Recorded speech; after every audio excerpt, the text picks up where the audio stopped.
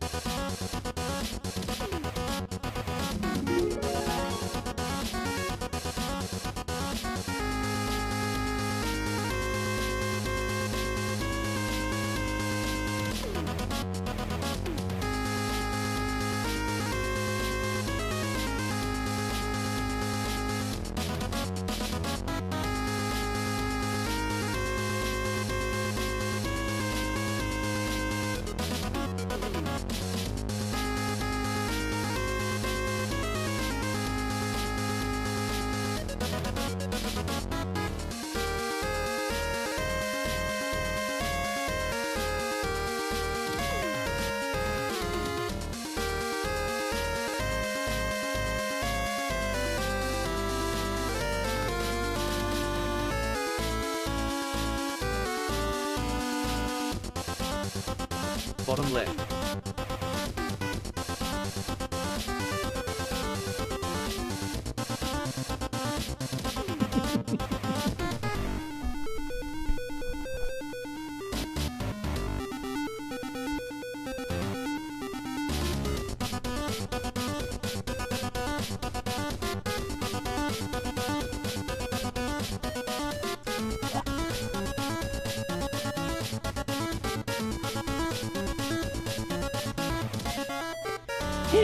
That makes me dizzy.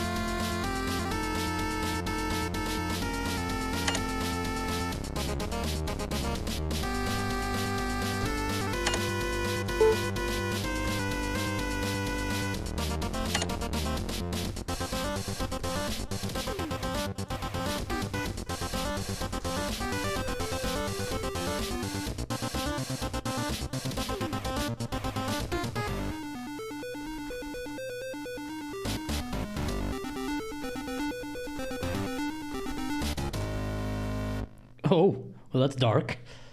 I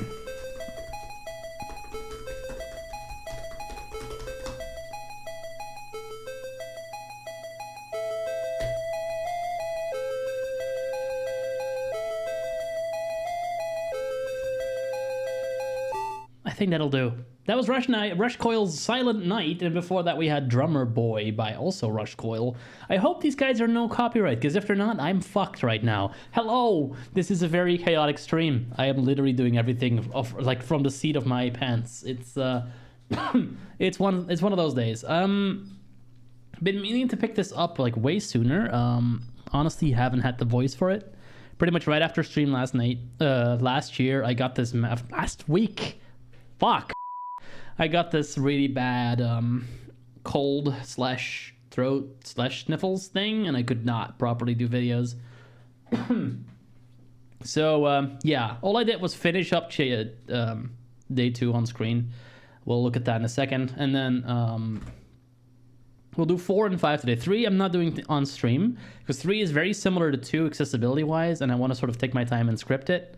4 and 5 look to be very different things, so we're going to do those on stream. If people have questions, they can ask them. That's always okay. I need to make sure everything's in the right place because everything was screwy. Like last week, we didn't have the YouTube feed, and I didn't realize it until after. It is now in the playlist for YouTube. I did make sure that's happening. Just making sure everything is working here. I see we have a couple of bots watching. I see we have a couple of people watching as well. I see about a handful of people watching over there. That's always nice. That's always good. Appreciate you people being here. I need to set stuff up. I have been really negligent about everything. Blame freaking my fans doing a thing. Blame freaking Restream for that, because Restream is a dick. It's kind of interesting. It's been giving me to run around all week trying to get this working, and I got it working, but now everything else took a backseat, so I have to get everything working, and that's why we had a little bit of a longer intro segment here, where we had like almost 2 songs playing instead of 1. We're almost a bit late, so let's get started. There's always like a handful of commenters like on my YouTube that are like, hey, you should edit your videos because now we have 50 minutes of nothing happening. I'm like, f you. This is a stream. This is not a scripted video. Like, it's fine. Let's see. Twitch is good. The go live should still be fine for that. I need to fix my VPN. That's one thing I do need to do. So let's do that real quick. Viscosity. And then I'll put Chrome on the screen and have you guys look at something more than just me in the corner up there. So we'll sort that out. And then we can start with day 4. Day 3, like the story, honestly, like we're skipping a day, so the story's gonna be a little interesting, but honestly, the stories are more episodic than anything else I've found, so it should be fine. We're fine, everything's fine. So, alright, I dumped this on my InfoSec Exchange Mastodon, I dumped this on my Discord on the Try Hack Me server, because I'm going to ridicule and sort of vehement them, so that'd be good. CM Netic got back to me on Friday. We've been talking off and on. Of course, he's massively slammed with this whole event, so gotta give the guy some time, which is fair, which is completely understandable. So that I'm not expecting any like major changes from last week, which if that were to happen, that'd be a very big surprise. But yeah, let's get everything working here. Sorry for the preamble. That's a bit longer than it normally would be. I'm on it. I'm doing my best here. What's XDM? Why is that running? I don't know. Viscosity. Here we are. Sorry for the the residual sniff now and again. I'm trying to sort of keep those out of the microphone. But you never know. All right, here we go. Let's get Chrome. Try hack me. Do I have my elf voice still? Effects on. That is Effects not off. an elf voice. Reverb 70, reverb 87%, reverb 78%, want reverb. reverb 75%, reverb 59, reverb 50%, reverb 45%. You can still show how I get these voices to happen. No, why not? Reverb That's fun. 37. Okay, so it's reverb slow. 20. I have to do it like reverb this. 0%. Alright. No reverb. Pitch 0. Pitch goes up. Pitch 22. Oh, that's a bit much. Pitch 7. There you go. Gender 46. I believe I had gender that 0. zeroed. So This should Effects be my off. elf voice. Hello. there we go. Effects That's off. fixed. We have a mixed kitty voice. This is important for immersion. They can't not have the elf voice. That's important. All right. Incognito window.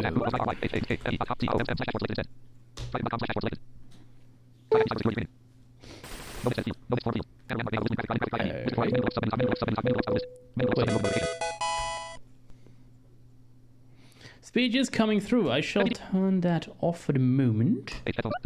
Because you don't need to hear it quite yet. It was... Oh, and NVDA just crashed. Of course it did. It's one of those days where that just happens, and I'm not even surprised. Alright, that's fine. Everything's fine. And the speech that I just fixed will now be back in the stream, because Florian can't have nice things. That's just not allowed. Eh. Hello? Oh, there it goes. Alright. Turn the speech off. Today, please. I think it crashed again. Notification. Oh, yeah. Mentions.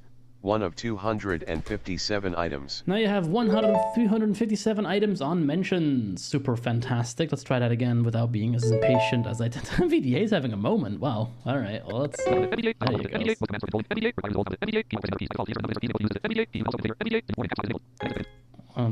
To preempt the eventual question, can you understand all that? Yes. Yes, I can. To my displeasure sometimes. All right, let's go. Set that back there. There we go. Okay. Shall we log into try hack me? Where do you think I am? Who do you think I am? Why am I already logged in on an incognito window? That makes no sense.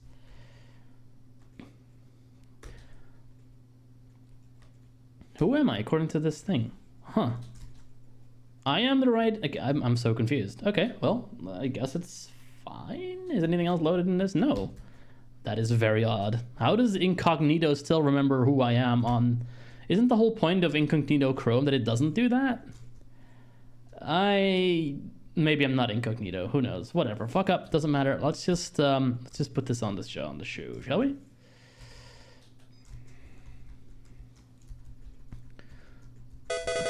Hey, Dante. What's up?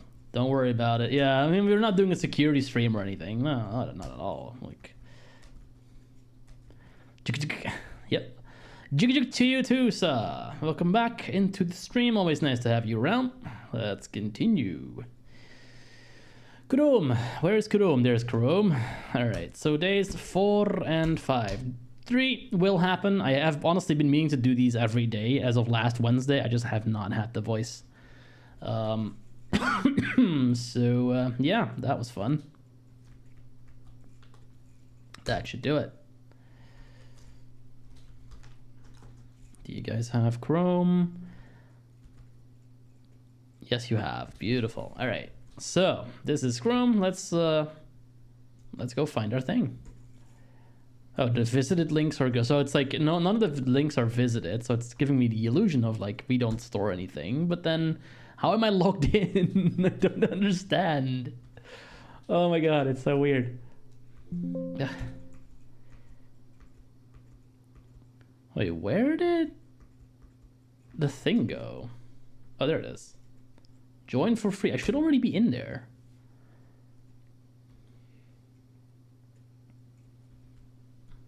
All right.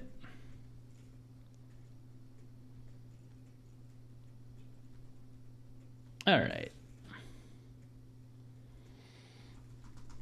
So we are going to go to day 4 instead of day 3. Because I'll give you a super quick thing about D3 story-wise. It's essentially the glitch being invited for some kind of security conference, and I think it's months before the rest of the story, so you're not missing much. All right. I think we can start, finally. Task 10, Atomic Red 4. I'm all atomic inside. Oh, yeah. Atom bomb. Let's get some A-bombs in here. The story. Wait, am I echoing? Oh, there's a guitar echoing with me. The guitar resonates with what I'm saying. That's cool. All right. Sockmas is approaching, and the town of Wareville. Wareville? Where did the second W come from? That's Wareville, right? Wareville started preparations for the grand event. Glitch, a quiet, talented security Sockmas engineer, had a hunch that these year's celebrations would be different. With looming threats, he decided to revamp the town's security defenses. Glitch began to fortify the town's security defenses quietly and meticulously. He started by implementing a protective firewall, patching vulnerabilities and accessing endpoints to patch for security vulnerabilities. As he worked tirelessly, he left breadcrumbs, small traces of his activity. Unaware of Glitch's good intentions, the SOC team spotted anomalies, logs showing admin access, escalation of privileges, patched systems behaving differently, and security tools triggering alerts. The SOC team, or SOC team, misinterpreted the system modifications as a sign of an insider threat or rogue attacker and decided to launch an investigation using the Atomic Red Team framework. We have a graphic that says a candy-styled pill being added to the window of a gingerbread house. Okay, I'm going to pause here for just a quick second to give the answers to the last questions that we did not do on the previous task. I will at least do that much. So the ones that we did not do was how many failed login attempts were observed. This is on day 2. And that number is 6,791. So for the people who were not able to find that, I did look at the actual video for this day to make sure that I did to see if I actually needed to bring this up or not. It's relatively well narrated, that particular video, but the second question we didn't do, the timestamp, has a crucial missing thing, and it'll get you stuck if you don't know about it. So we did find the IP by ourselves, 10.4.251.55.1, and then the next one was when did Glitch successfully log on to the ADM01 format MMMD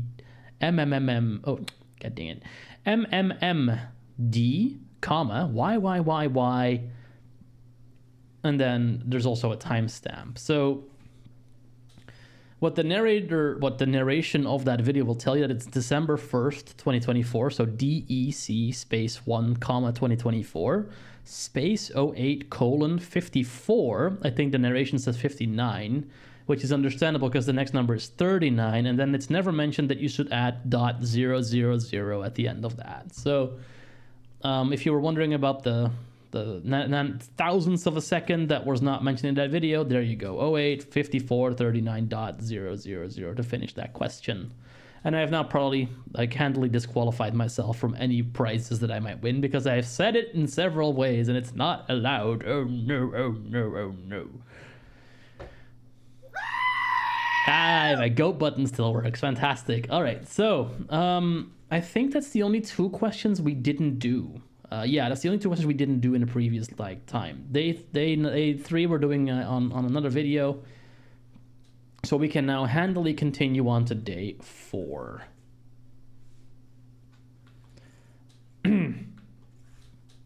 Let's have a look. Is this the one we were looking at? Yeah, here it is. So, learning objectives for this one. Learn how to identify malicious techniques using the MITRE attack framework. I'm actually not sure how you're meant to pronounce that. MITRE? How do you pronounce the MITRE attack framework? Also, attack, the word, the A in the attack is very cutely made into an ampersand character. If that's something you care about, that's a thing. Yeah, I don't know how MITRE. I'd say MITRE, but is that how you're supposed to pronounce MITRE? I don't know how I'm meant to pronounce that. Learn about how to use Atomic Red Team tests to conduct attack simulations. And understand how to create alerting and detection rules from the attack test. Connecting to the machine. Before moving forward, review the questions in the connection card below. Click on the green Start Machine button below to start the virtual machine, and wait 1 or 2 minutes for the system to boot completely in a split-screen view. Alright, this is going to be fun because we don't have split-screen access, so this may very well be where we crash. I'll start the machine. Let's see. Loading. Oh, so many things happening. Alright. Oh, cute. We have a progress bar for that coming on now. I'm not sure when that was implemented. Time bomb sounds, everyone. Anyway. Oh, you guys can't hear that. Let me switch that over. There you go. If the virtual machine isn't visible, use the blue Show Split View button at the top of this page. Additionally, if you wish to connect to the machine via RDP, use the credentials below. Ah, fuck, it's going to be one of these ones. Let's see, the username is administrator with a capital A, and the password is emulation 1016 with a capital E. Yeah, if we cannot grasp some kind of SSH, this looks like a Windows box, so we may not have SSH. This is going to be a tough one, just because we probably still don't have access to this.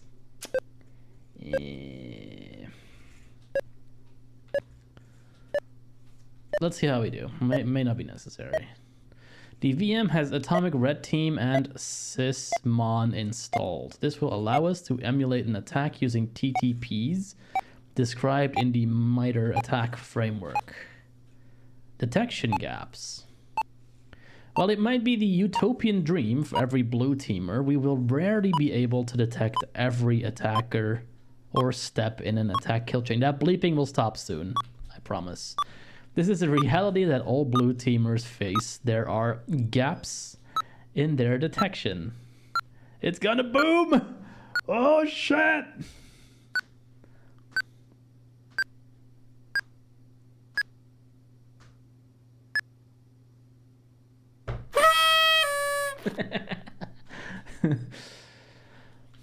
But worry not, these gaps do not have to be the size of black holes. There are things we can do to help make these gaps smaller. Detection gaps are usually for one or two main reasons. One, security is a cat and mouse game. As we detect more, the threat actors and red teamers will find new sneaky ways to thwart our detection. See, this is why I want to be a red teamer. That's a lot more fun than being like, okay, he's gonna do this, let's do something to stop him. We then need to study these novel techniques and update our signature and alert rules to detect these new techniques. Or, the line between anomalous and expected behavior is often very fine and sometimes even has significant overlap. For example, let's say we are a company based in the US. We expect to see almost all of our logins come from the IP addresses in the US. One day we get a login event from an IP in the EU, which would be an anomaly. However, it could also be our CEO traveling from business. Or me, who's trying to just get at US things because US always has the funnest stuff to play with. This is an example where normal and malicious behavior intertwine, making it hard to create accurate detections rules that would not have too much noise.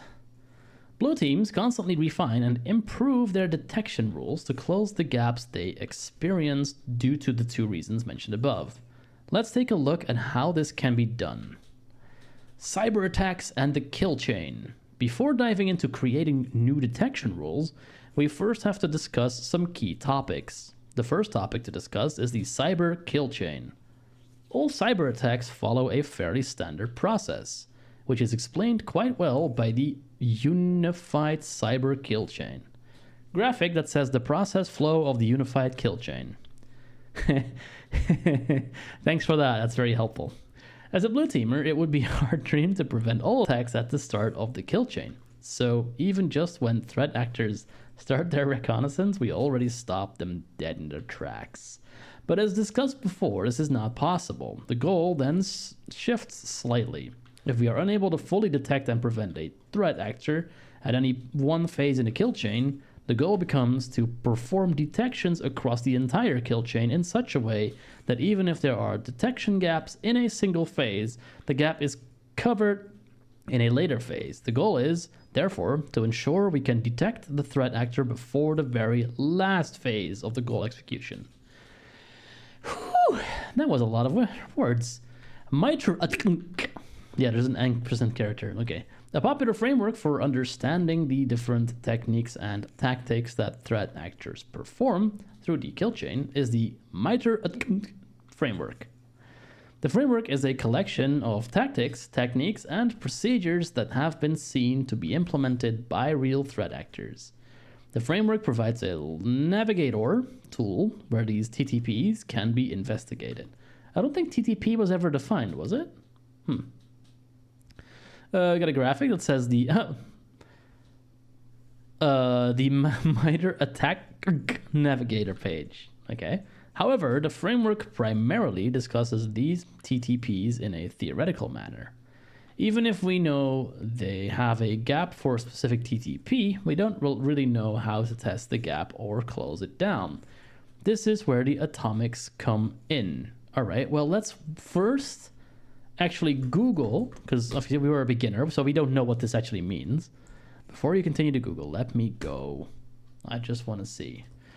What? Let's see. Define TTP, cybersecurity. So TTP, according to Google, stands for... TTPs in ransomware are tactics, techniques, and procedures. That may have been mentioned, but I don't think it was outright said this is what that means. So now you know. Atomic Red. The Atomic Red Team library is a collection of red team test cases that are mapped to the MITRE ATT&CK framework. The library consists of simple test cases that can be executed by any blue team to test for detection gaps and help close them down. The library also supports automation, where the techniques can be automatically executed. However, it is also possible to execute them manually. Dropping the atomic. What? Nexkitty has a vague idea of what happens to the compromised machine. It seems someone tried to use the Atomic Red Team to emulate an attack on one of our systems without permission. The perpetrator also did not clean up the test artifacts. Let's have a look at what happened. Running an atomic. McSkitty suspects that the supposed attacker used the MITRE ATT&CK technique T1566.001 spear phishing with an attachment.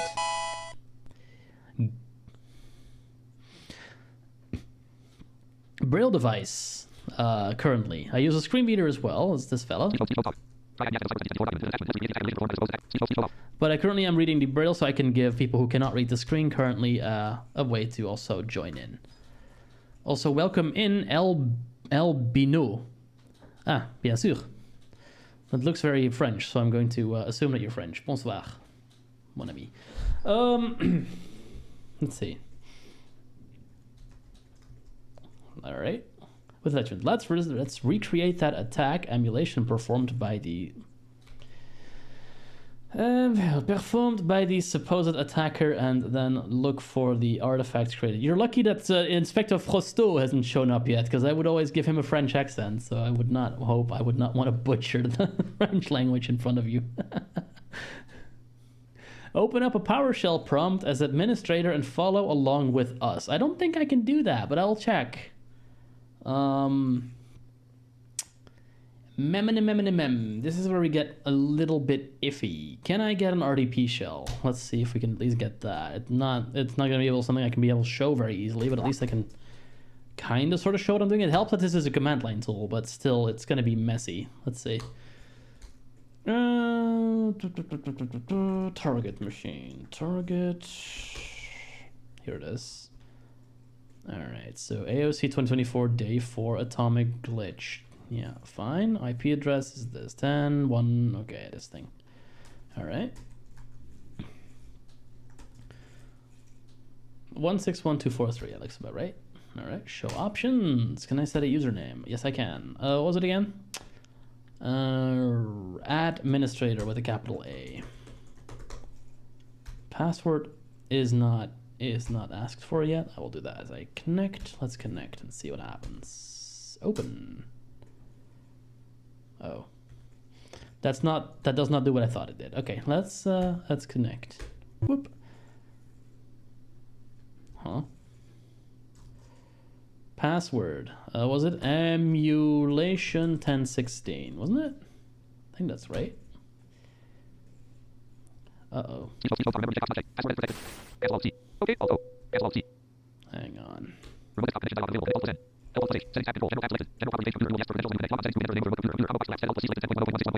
Yeah, it looks right.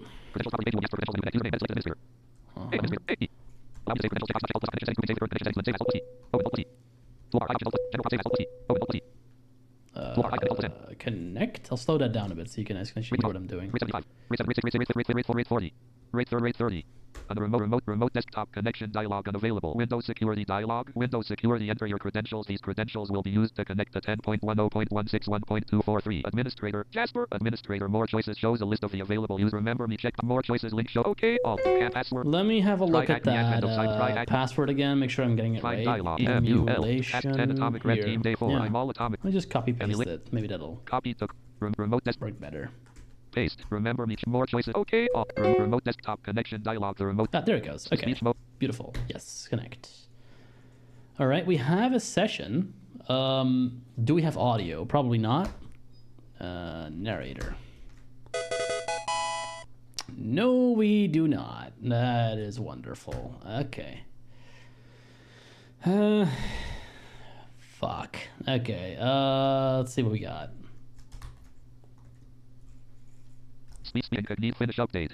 Incognito 2. Of course. Fin recycled in. T dials. 10.10.161. VM as Atomic Red Team and Sysma and the team have to use connect the remote conflicts with another connection. Please try a connection error. What? The remote desktop server has closed the connection because it conflicts with another connection. Please try again later. Siri connect. We use cookies to ensure you get the Siri Well, space. That makes sense because I just connected Use to it extreme from more. here. Viscosity 8 of 20.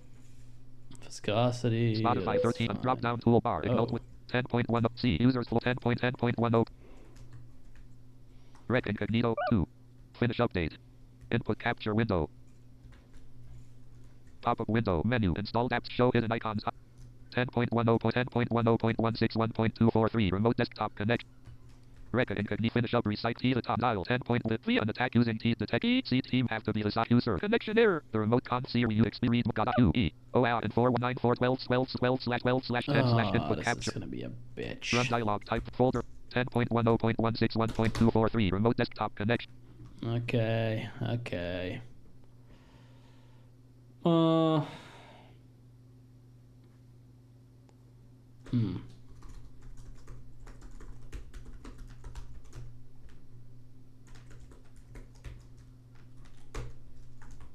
Rec incognito finish update recycled administrator Relicrosoft to Windows version C. Hey, that 2018 worked. Microsoft. Nice. C Windows All right, system. I did that completely from memory, and I didn't actually Hit the think that quick. was going to work. Access star size Nice. 10.1 T the top. All right, Input so capture window. can I get PowerShell?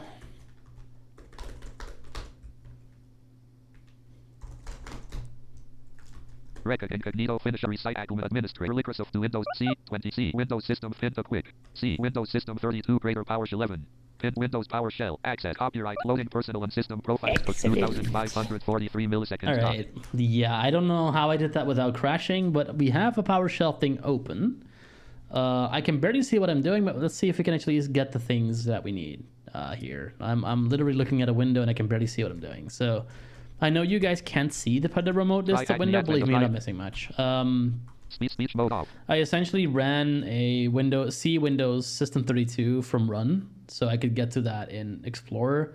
I then right-clicked cmd.exe with Shift F10, 2 down arrow keys to get to run as administrator, then run PowerShell from there. And we have a PowerShell admin prompt now.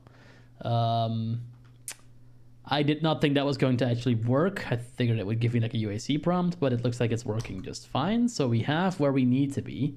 The atomic. Let's see. Yep. So I'm just going to read and not do too many of the tasks myself until they actually ask me for questions. That's just going to be faster. Only way to do it, honestly. They haven't fixed the audio yet. I hope they will soon. I could try to just turn on the audio service, but I'm not sure which one's off, and it'd take forever to find out. Okay, whatever. Let's start by having a quick peek at the help page. Enter the command get-help, both capitals, invoke-atomic test. Atomic has a capital A, but not a capital T, as you would expect. You should see the output below. Okay, we do get that here. Very nice. Okay, name, invoke atomic test, syntax. Okay, so we have atomic test, and then it looks like you give it a technique, so the one that we just gained. Then there's a show details flag, a show details brief. There is a test numbers and a couple of other things. Test names. There's a test GUIDs. There's a path to atomics folder that you can give it. There's a check prereqs. I hope that's already been done. And then there's a prompt for input arguments and get prereqs and clean up. And there's a bunch of different things here. Let's see what we actually need to do with this information. Aliases, blah, blah, blah, remarks. Okay, the help above only shows what parameters are available without any explanation. Even though most parameter names are self-explanatory, let us have a quick overview of the parameters we will use in this walkthrough. Okay, so we got a table here that says parameter and explanation. And then an example use. Atomic technique. Explanation is, this defines what technique you want to emulate. You can use the complete technique name or the TXXXXX value. This flag can be omitted. The example they give is T1566.001, which is actually what they also used in the text. So I'm assuming that is actually what we will be doing. Then there's a show details flag, which shows the details of each test included in the atomic. And they say, okay, so show details is on. There's also a show details brief that shows the title of each test included in the atomic. My screen reader heart is happy with this, because I can quickly get a really quick rundown of what the tests are, and then if I need more information, I can just remove the brief and get that information. But I don't have to have it immediately. That's nice. Check prereqs provides a check if all necessary components are present for testing. And it doesn't really give, it just gives you can just put that there. That's always there. Test names, that says sets the tests you want to execute using the complete atomic test name. The example they give is download macro-enabled phishing attachment. We got a test GUIDs.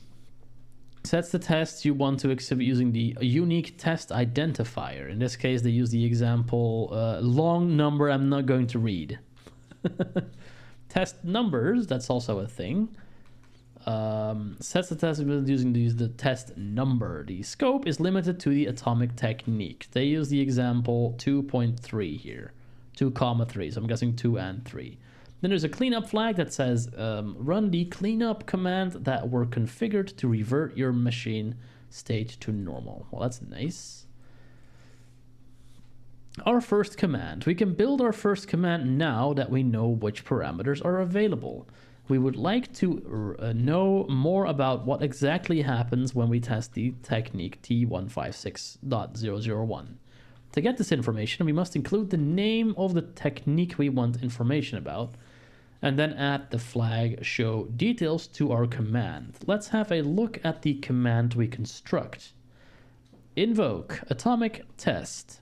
Hey, that T wasn't capitalized before, it is now. Okay, so it is always there. And there's a dash between invoke and the first A. T156001 dash show details. You're welcome. Have a good day, Albino. I hope you have a good night, and I hope we'll see you again soon.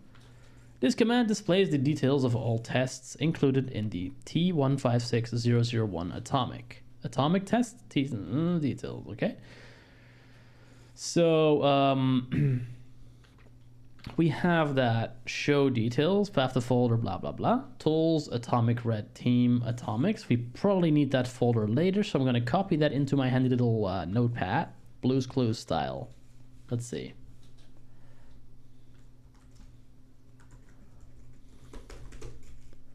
Gotcha. It's in my, what is it, drawing, what is the Blue's Clues thing? Drawing book? Drawing block? I only know the English one.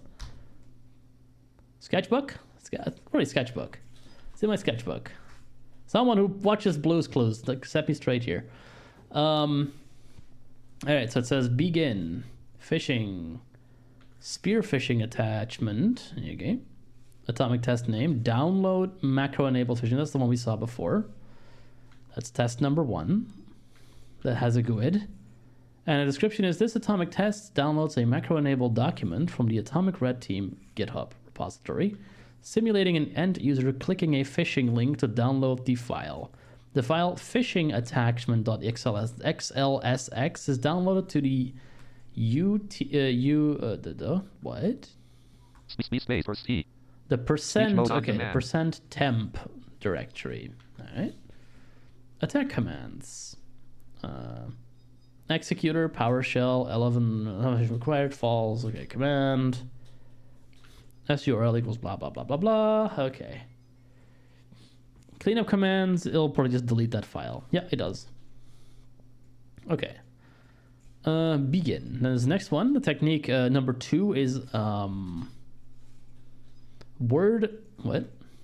Word spawned a command shell and used an IP address in the command line. Ooh, that's a bad one. Description.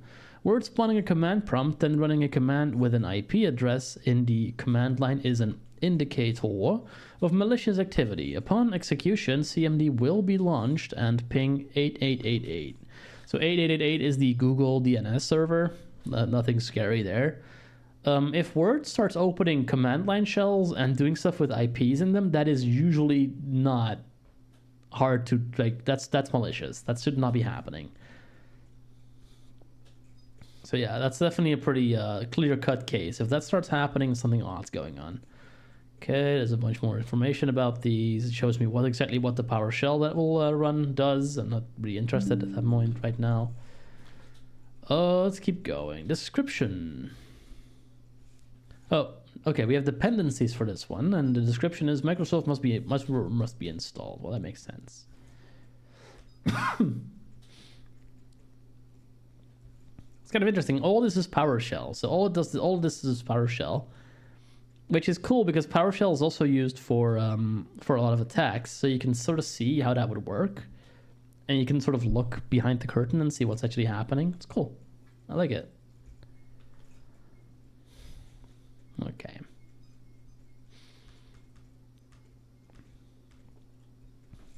The output above is clearly split up into multiple parts, each matching a test. Let's examine what type of information is provided in the test. We will use the test we want to run as an example, okay? So it tells us what the technique is, then what atomic test name is, then what atomic test number is, then it gives us the GUID, the description, the attack commands, then the cleanup commands, and the dependencies. I don't think we really need to go over these, are pretty clear. Okay. Fishing. Spearfishing attachment. Okay, yeah, fine. Blah, blah, blah. Let's continue and run the first test of T1566.01. Before running the emulation, we should ensure that all required resources are in place to conduct it successfully. To verify this, we can add the flag -check prereqs to our command. The command should look something like this. Invoke blah blah blah. I'll actually copy paste this. Yep, so T1566.001, like always, test numbers 1. And then there's a check prereqs.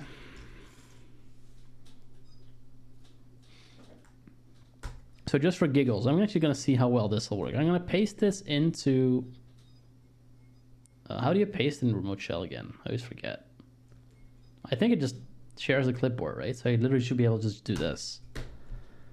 And I'm going to try to see if AI will describe to me what's happening in the PowerShell window. It's a cool way to maybe do this a little bit cleaner than the OCR would. So let's try that.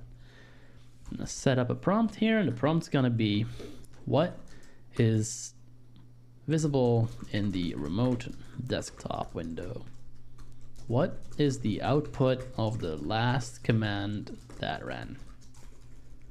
Okay, let's find out how well that works. Beep.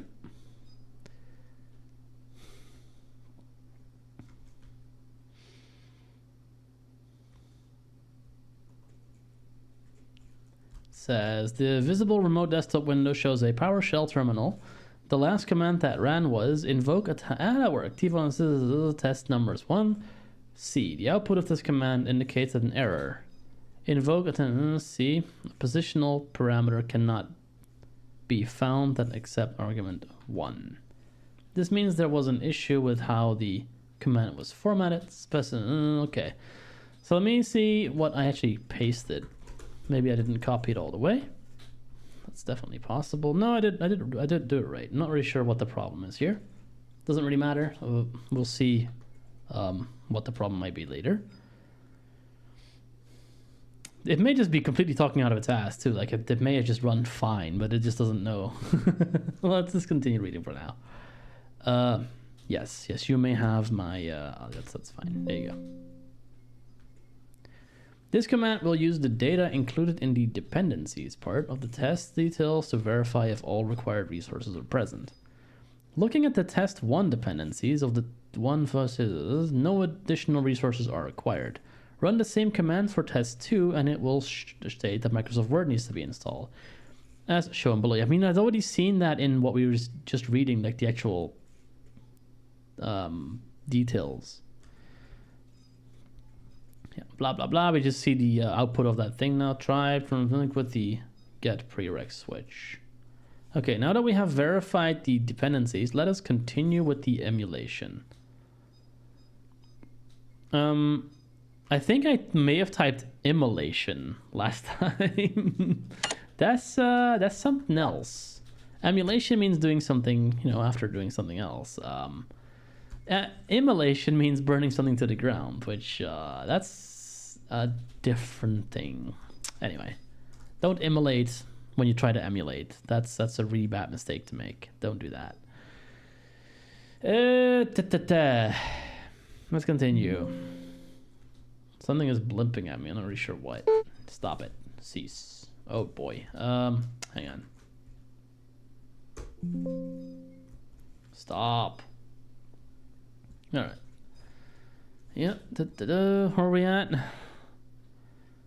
Okay. So yeah, that's fine. Table. Yeah, here we are. Okay. Scroll down. Scroll down a bit more. Kind of about music, but I made a sort of a pledge to not put music in these videos when I'm actually doing stuff because it may be really distracting for people. I guess I could put it in my headphones, but it's fine. Oh, I think I went a little bit too far. Yeah, okay. Now that we have verified the dependencies, let us continue with the emulation. Execute the following command to start the emulation. All right, let's try this again. Invoke atomic test, blah, blah, blah. Test number is 1. There. Copy. Paste.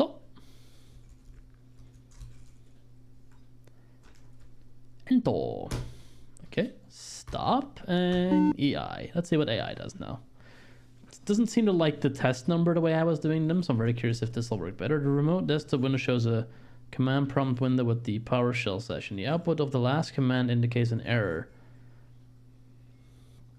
A positional parameter cannot be found that accepts argument T156001. You can disable the default parameter set by setting PSD default parameter values disabled. No idea what that means. So we're missing something. Something is going wrong. It's missing all the parameter names. So I guess I need to put like all the names in. Is this like a, oh, okay. It's being cute. So I'm guessing this is like a stopper for people to do pretty much what I just did and just copy paste the commands. You're supposed to put the things in here. Okay, fine. What is it? Test name? No, technique name. What was it? Find out.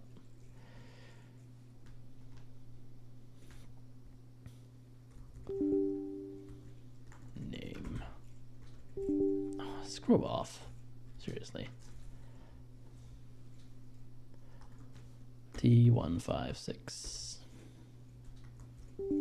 Stop. Speech mode beeps. Speed the remote invoke atomic test. A positional parameter cannot be found that accepts star invoke atomic. That's why. 10.10 star invoke atomic. Try acme advent of site. Try acme out of region banner landmark.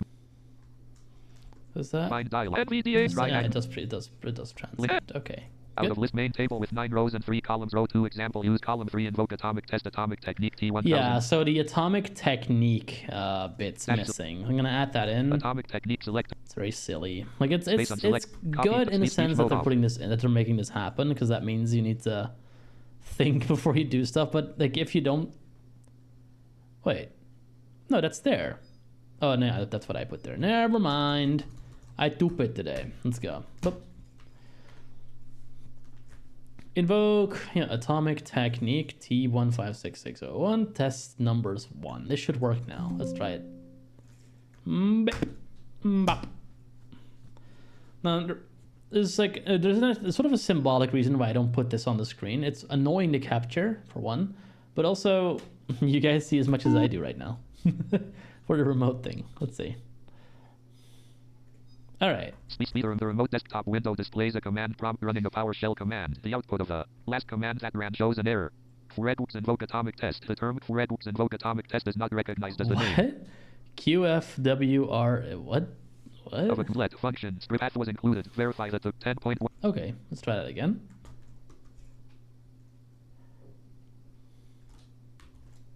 Retrieving description using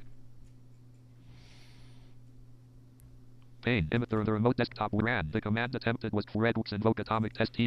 Where are you getting the what the fuck? Hang on. Run dial L-T-E-A-D. Full notepad. Pane. Invoke atomic test spelling. Invoke atomic test. Invoke atomic test. Atomic technique T. Invoke it. Copy. Row 1 call image description. Image star invoke. 10.10. There. Better? Retrieving. See, this is why the output. having this fixed would be Executing test. very T1005. helpful. Hey, we did it. The output of the last command that ran is executing test. Done executing test. T1566.001-1 download macro enabled phishing attachment. This indicates that the test related to downloading a macro enabled phishing attachment was executed successfully. Yes, I figured that, Sherlock. Thank you. Executed successful 10. Oh, speaking of Sherlock, does anyone have any experience with that Echo speech mode thing? off. Because Speech I have mode. honestly not seen it yet. Speech mode off. I saw that it was apparently active in day 2.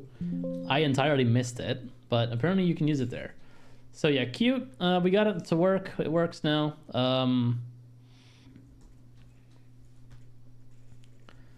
So let's see what it has us do. We got the thing to work the way it was meant to work. This is good.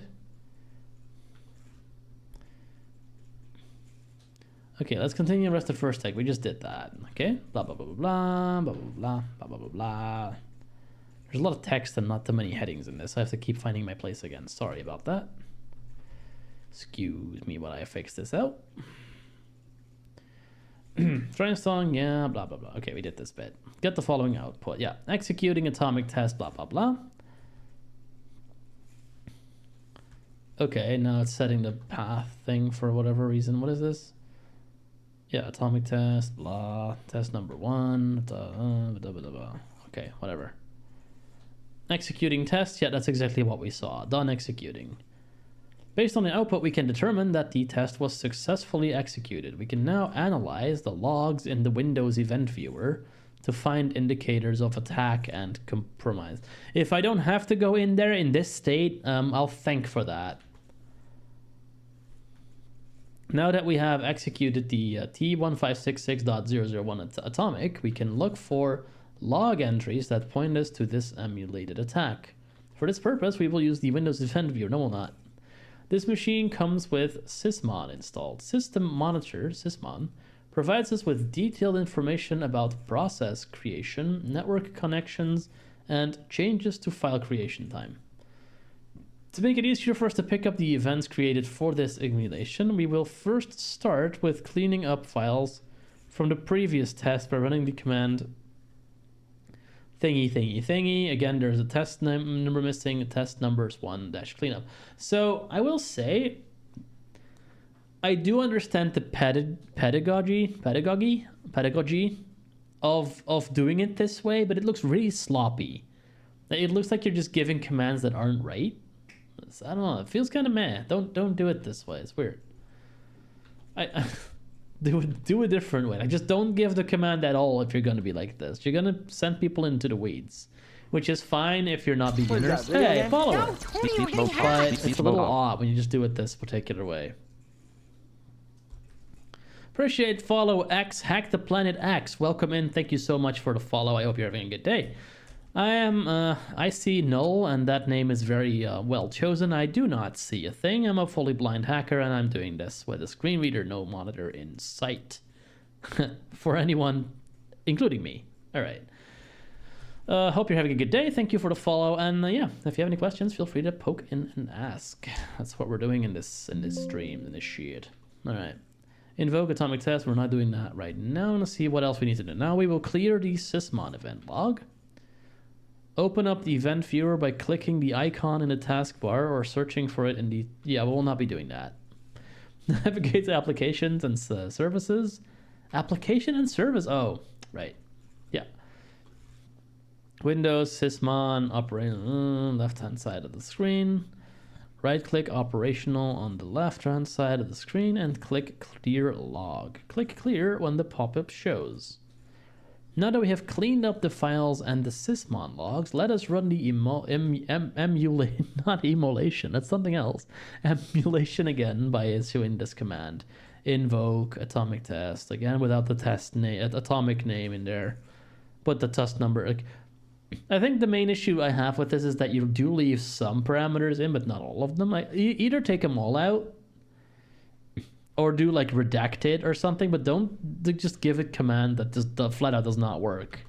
It's kind of meh. Anyway, yeah, okay, so run this command again. We've done that already, so I don't need to read that again. Next, go to the event viewer, nope, and click on the operational log on the left-hand side of the screen. And then click on refresh. There should be new events related to the emulated attack. So the reason I'm saying no to this, this would be perfectly doable if we had speech on the remote end. We do not, audio is not currently working, so anything that isn't like command line is practically just not doable on these machines right now. I'd have to sneak NVDA on there somehow, which I think I could actually do in this particular case, because it does look like you have internet access on this particular machine. So I could jury-rig an NVDA configuration that has a remote thing running and get access that way, but I'm not doing that because that would take forever and I don't have the spoons right now. I will make, I didn't make this a thing yet because last year there really wasn't any machine for AFC that did that, let that happen. But it looks like in this case it just might, and I may actually have to do that at this point because I have a good machine to actually look at Advent of Cyber and just THM machines in general and see why the fuck they don't make sound. It's probably not even all that hard to fix. There's like an audio service that's not running, maybe even just WASRV, but we'll see. Now sort the table and data by column to order the events chronologically, oldest first. The first two events of the list are tests that Atomic executes for varied emulation. We are interested in two events that detail the attack. First, a process was created for PowerShell to execute the following command: PowerShell.exe and %URL equals localhost phishing attachment.xlx. What I just said about the internet access, yeah, that you don't have it. They've just jury-rigged it so you don't have to go to GitHub. Okay, never mind. We're not looking into this machine. Very cute. All right. Then a file was created with the name phishing-attack.xlsm, so it's a macro-enabled Excel sheet. Click on each event to see the details. When you select an event, you should see a detailed overview of all the data collected for that event. Click on the Details tab to show all the event data in a readable format. Let us take a look at the details of these events below. The detection highlight is the data highlighted in valuable is valuable for incident response and creating alerting rules. Okay, so yeah, that's a screenshot, and we can't read it because it just says the result of the executing the atomic test T font 566.001 on the Windows Event Viewer. This is an alt text that would suffice in almost every other case, but in this case we actually need to know what's in there to be able to use that particular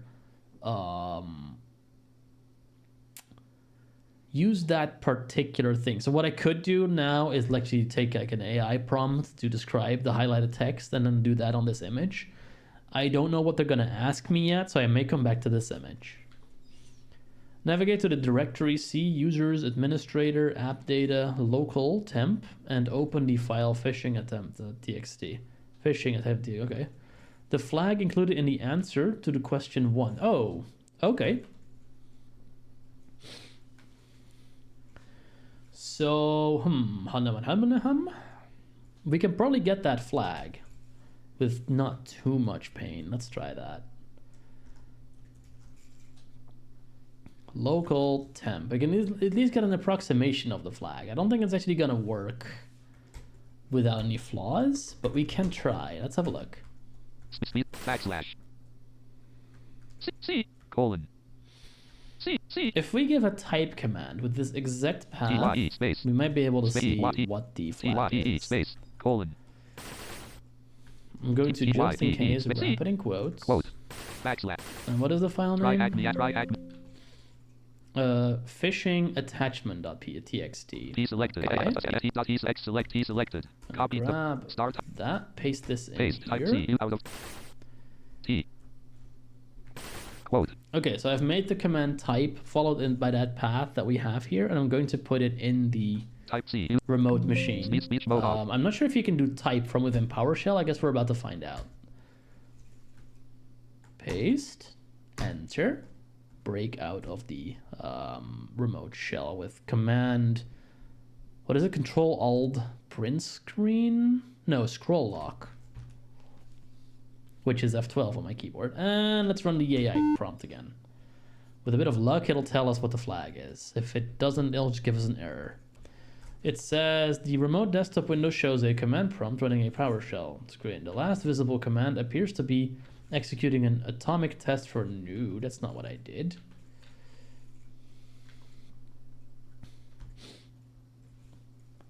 Okay, weird. Let's try it again.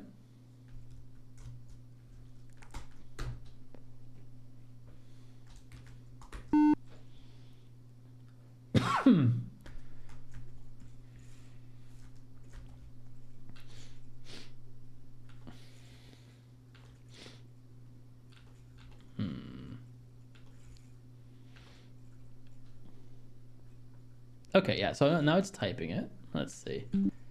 Oh. The output shows repeated confirmation of successfully executing test. What?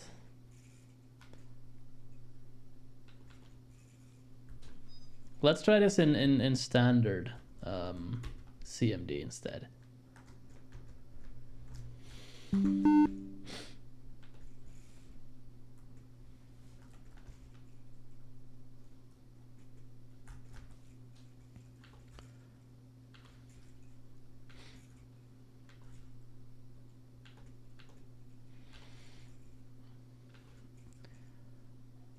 The term S-type is not recognized as the name of a command line function.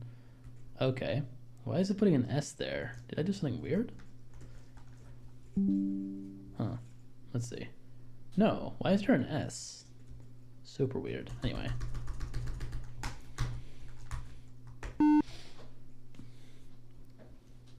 Someone's firing a bunch of messages at me as I can hear. What's going on? My house got fire again? Who is that? Oh.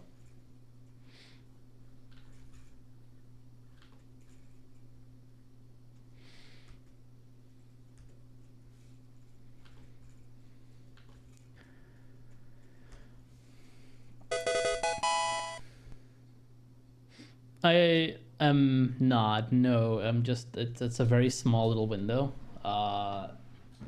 So you guys can't see it. I don't know why it's doing that. That's weird. Let's see.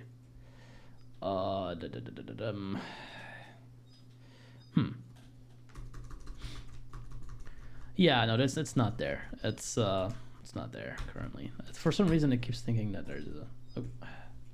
Speech top LNL Acumen administ exec done executing test. TS atomic tech into quick path to attack executing test done executing TS C Windows System 32 greater type.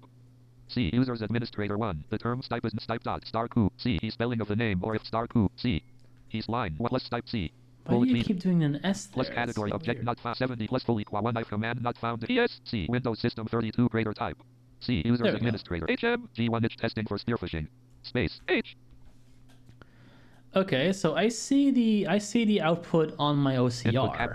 but will my Reading description. AI see it now? Because it is actually there. I can see it. Pane. Image the remote desktop. THM. Glitch to There it is. Glitch testing for spear phishing with a THM prefix is the flag. We got it. Copy to clipboard. THM. Now we have to figure out what the actual complete Run dialog type. punctuation for it. Is it like underscores? Is it just Spelling out of left brace. capitalizations? It looks like it's just regular text in title case, except for some reason 4 isn't capitalized in my version. We'll Star see type C star. if that is actually incorrect Speech or mode off. what's going on. But yeah, let's have a look.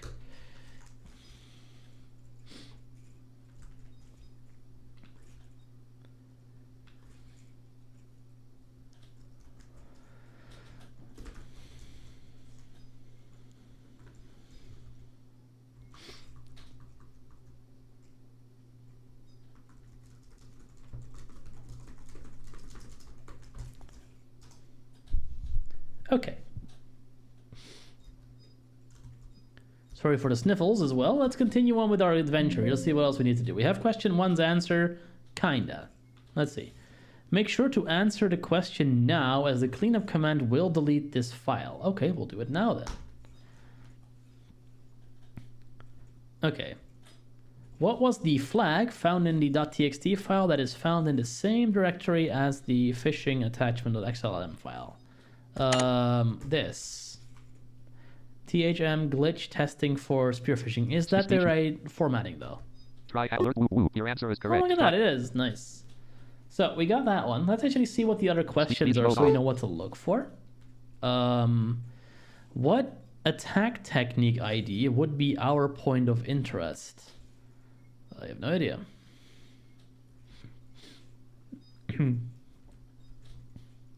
Maybe it'll tell us later. Hint. What's the hint? Does it tell us? And what attack sub-technique SD focuses on the Windows command shell? Alright.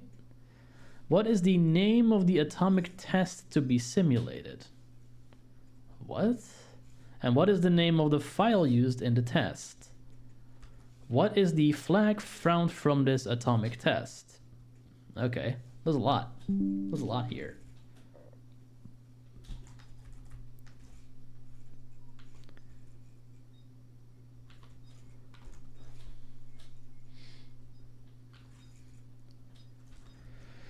Let's just continue on where we were.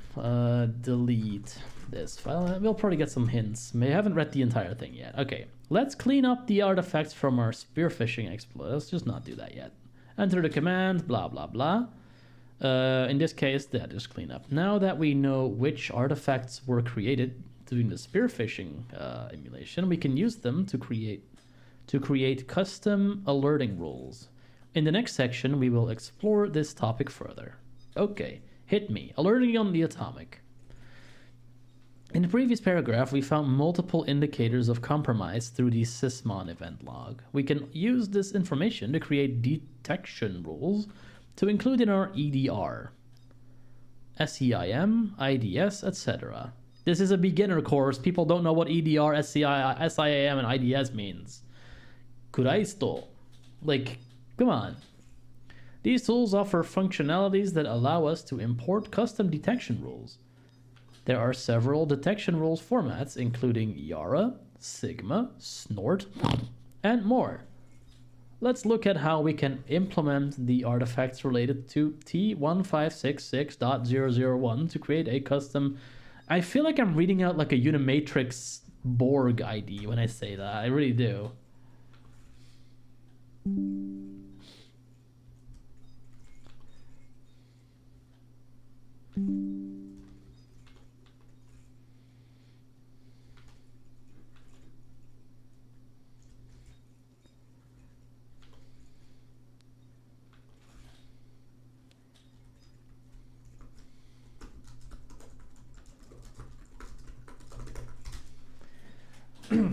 Let's see. Excuse me. Okay, 2 events contain possible indicators of compromise. Let's focus on the event that contained the invoke web request command line. Okay. That is a URL, which points to localhost to my annoyance. All right. Blah, blah, blah, blah, blah, blah, blah. Okay, we need that the phishing attack phishing attachment xlsm. That's one question that we saw earlier. So let me get that and put it in my little sketchbook. We don't need the flag anymore. We got that. So we can move that out, put this here. There we go. I already know that the flag itself, we probably might need to look at a video for, because I'm not going to dig for the event log for you guys. I'm sorry. We can use multiple parts of this artifact to include in our custom Sigma rule. Okay. Invoke rep request. It was not common for this command to be run from a script behind these scenes. Okay. The URL, which is this localhost thing. Blah, blah, blah. Phishing attachment.xlsm. Yeah, I just copied that already, so that makes sense. Okay. Combining all these pieces of information in a Sigma rule would look something like this. Sigma rule. Title, detect PowerShell. Invoke web request and file creation on phishing attachment.xlsm. ID 1. Description. I just read you the description. Phishing attachment. Status experimental. Author try hack me. Log source. Category process creation. Product Windows. Service Sysmon. Detection. Selection invoke web request. Command line contains invoke web request. Local, like the URL that we just saw, selection file creation, event ID 11, sysmon event ID for file creation, yeah, whatever. Target file name is that thing we just copied, the phishing attachment xlsm. Selection invoke web request or selection file creation, false positives, which would be legitimate exclamation main views. Yeah, sometimes invoke web request is completely benign. It's just a thing that downloads things. And legitimate Excel files may be created with similar names. Although I will say, I don't think I would call my Excel sheet phishing attachment. And I don't think I would use macro-enabled Excel sheets either. Does that still happen? Do people still use those? Level 8978, tags. Attack O's 1071, web services, application layer, okay. Attack T1059.001, PowerShell. Attack T1105, ingress tool transfer, attack 1566, spear phishing attachment. The detection part is where the effective detection is happening. We can see clearly the artifacts that we discovered during the emulation test. You can then import this rule into the main tools we use for alerts, such as the EDR, SCIM, XDR, and many more, none of which you're explaining. That's not good. Now the glitch has shown us his intentions. Let's continue with this work and run an emulation for ransomware. Nope. Like I will say, this particular day I feel is a little bit of a difficulty spike. There's a lot of terms that are not being explained, and I think this person who wrote this room may have forgotten that not everyone's familiar with these terms. Even newer people who are doing these tests, which is really what AOC should be. So in that sense, not loving this particular thing.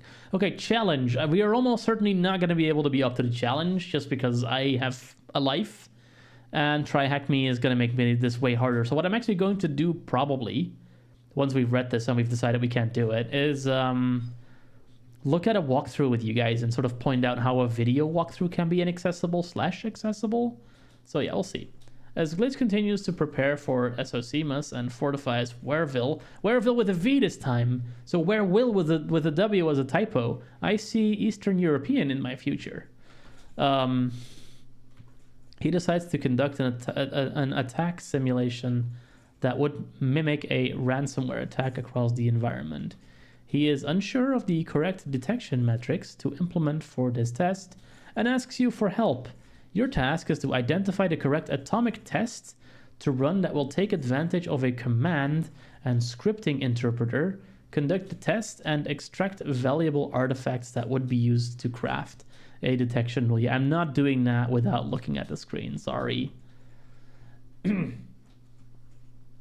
Okay. What attack technique ID would be our point of interest? So I really don't know. I don't think that was mentioned. Speak what? Add. House open intercom. Got it. Link read more. We use cookies to ensure you link. Got it. Yeah. Let's get rid of that. Open. 1 hour 4 minute tab selected. Okay. Banner landmark main map. So because I've actually never done mode this off. in a video last time, I usually just did it beforehand. I actually kind of want to just look at the walkthrough of this particular thing. I'm not intending to steal this person's content. We're just going to look at it together and see if we can figure out what the video is even showing. Because that is also part of it. Like, there is a very distinct rule in the THM AOC rulebook that says the only way you're allowed to share answers to these questions is on streams. So let's have a look at how that might get a little bit interesting from a blindness perspective.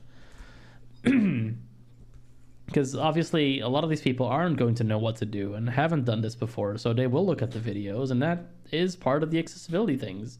Now, amusingly,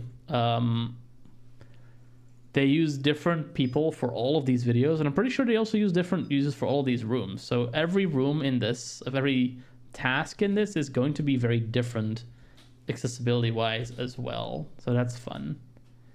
Where is the video? Here it is. So this is, who is this? I'm gonna skip. I'm not gonna go very slow. Like I'm not gonna take my time with this. I'm gonna skip through it real quick. Wait, where's the video? Oh, there it is. Who did it this time? It is Cybermatty. Cybermatty. Well, Cybermatty. Let's have a look. Let me make sure that's actually audible, because otherwise it's kind of pointless. All right. Speech mode Set adjust So system grouping. Apps grouping list. the way I do this is going to be very specific. This may not be how most people even work with these kinds of videos. Yeah, you'd hear that. Okay, so I'm going to actually look at the end of the video first, because usually that's when people start answering the questions. So I'm going to go to like 90% and start skipping ahead. Okay. Full screen. And then see how we do. Let's full screen this for now. Untitled. Remote 20. Close. Space. Remote 20. Scroll Remote off. 20. Scroll Try hacking remote. off. Edit Thank multi-line. you. Oof. All right. 8. Find dialog. Type C. Selection Y. B. 3. R. 0 matches dialog. Text. Try. HTTP. Oh, we did the whole. Select. We did the remote thing, didn't we? Try hack the advent. That's fine. There you go. Extend time. Full screen. Banner link map. and Speak there type we words go. on. New notification from PUT. No. Speak type words on. Out of region task 10 atomic link exploring phishing with atomic red. Yeah, let's just open this in a new YouTube.com tab for now. Here we go. Mainland working. Ah, ads. How I've missed thee. Mainland marketing. Speech mode off. Well, ad break, everyone. But not even for my own ads.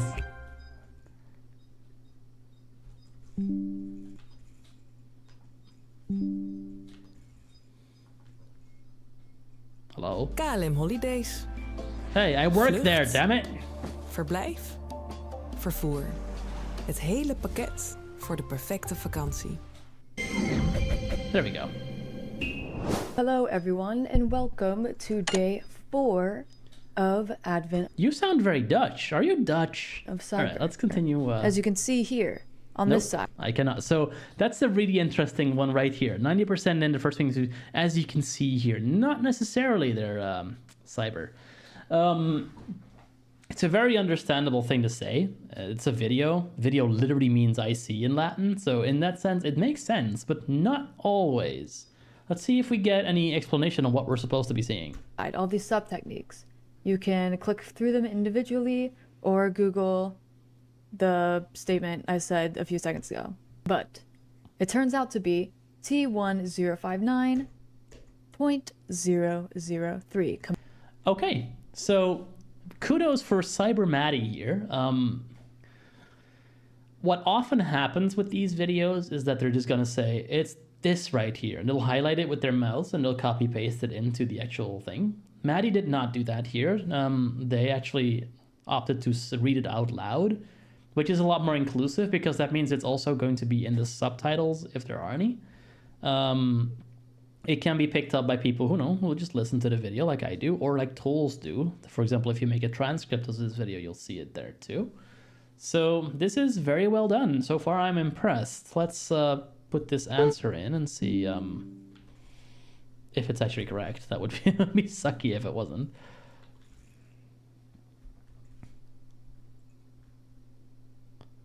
I think we're not looking at the right question. I think we're looking at this question. Sub ID. Yeah, here we are. So it's, what was it? T1059.001. Is that correct? Alert. Oh, your answer is That's incorrect. not correct. Exploring. Must have misheard. JA. Check it again. The statement I said a few seconds ago. But it turns out to be T1059.003. A. Setting drop. 003. Exploring. Explore. Try I hack. put 001. Try hack me. So that wouldn't work. 1 3. Alert. Woo, woo. Your answer is Alright, correct. so that question is correct. Answer format. 5-star edit. And Main I landmark. think we jumped into the middle of things, and actually let's actually see what else she said a little bit earlier. Subtechnique ID Speech focuses speech on the mode off. window right. The correct atomic test to run that will take advantage of a command and scripting interpreter. Conduct the test and extract valuable artifacts that would be used to craft a detection rule. I like this person. She's doing exactly what I do. First question. What was the flag found in the .txt file that is found let's in see the how same they do with directory as the this. phishing attachment .xslm artifact? Almost. The flag we just went over a few minutes ago. Copy and paste Okay. it there. I'm gonna give them the benefit of the doubt here and assume that was already spoken. I'm gonna look for it, but that's good. That doesn't make sense. It's a long phrase. If you haven't already. What attack technique ID would be our point of interest? Well, you Google attack ID for a command and scripting interpreter, and then brings you to MITRE ATT&CK. Okay, so she says they say. Actually, not sure what their pronouns are. They say MITRE ATT&CK, so it's I guess MITRE. And it is right here. T1059. Okay, so that makes sense. Like it's like T105. It's the same thing we did before, but without the sub ID this time. So this should work. Alert. Woo, woo. Your answer is It does work. correct. Hint was at and CK subtechnique. Answer format. 5-star. Correct. Hint. Speech mode That's off. what happens when you get random ampersand characters in the middle of words for no particular reason.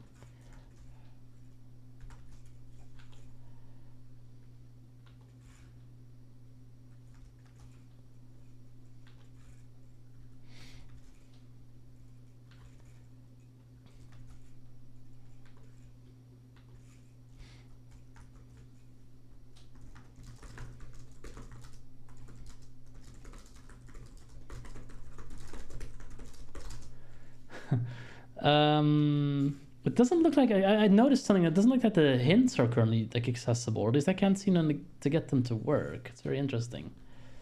So that's fun. Oh, this is a tricky one for Maddie. Let's see if they were able to give us this, because that's a name, and I guess it has very specific formatting. So let's see if that's being conveyed. So you copy in this that, video. paste it in, submit. What attack subtechnique ID Yeah, we did adds that to a one. command and scripting We did a few that one. seconds ago? Yeah, But we did that copy one. that, paste, Copy that. submit. All right. What is the name of the atomic test to be simulated? Well, we do invoke, and then the subtechnique, which is this, and then dash show details. And the one we are looking at here, atomic test name, simulate Blackbyte ransomware print bombing. Okay. That's a whole mouthful.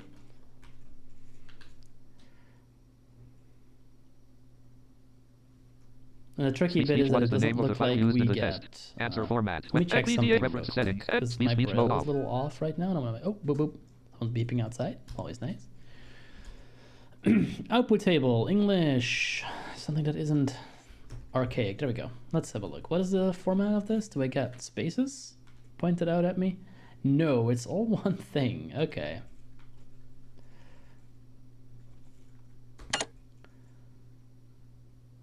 But it's way too short. What is hint? What is the name of the file used in the test? Oh, Hint, I'm looking answer at the wrong format, 8 thing. star, 9 star. Never mind. What is the name of the atomic test to be simulated? I blind. Okay, Answer. let's see. So the first word is simulate. Answer. 8 characters. That checks out. S-M-M-I-M-U-A-E, Simulate. space. The second word is 1, 2, 3, 4, 5, 6, 7, 8, 9 characters.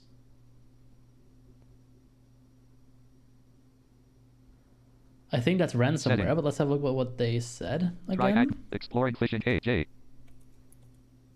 And the one we are looking at here, atomic test name, simulate Blackbyte ransomware. K. Black Byte.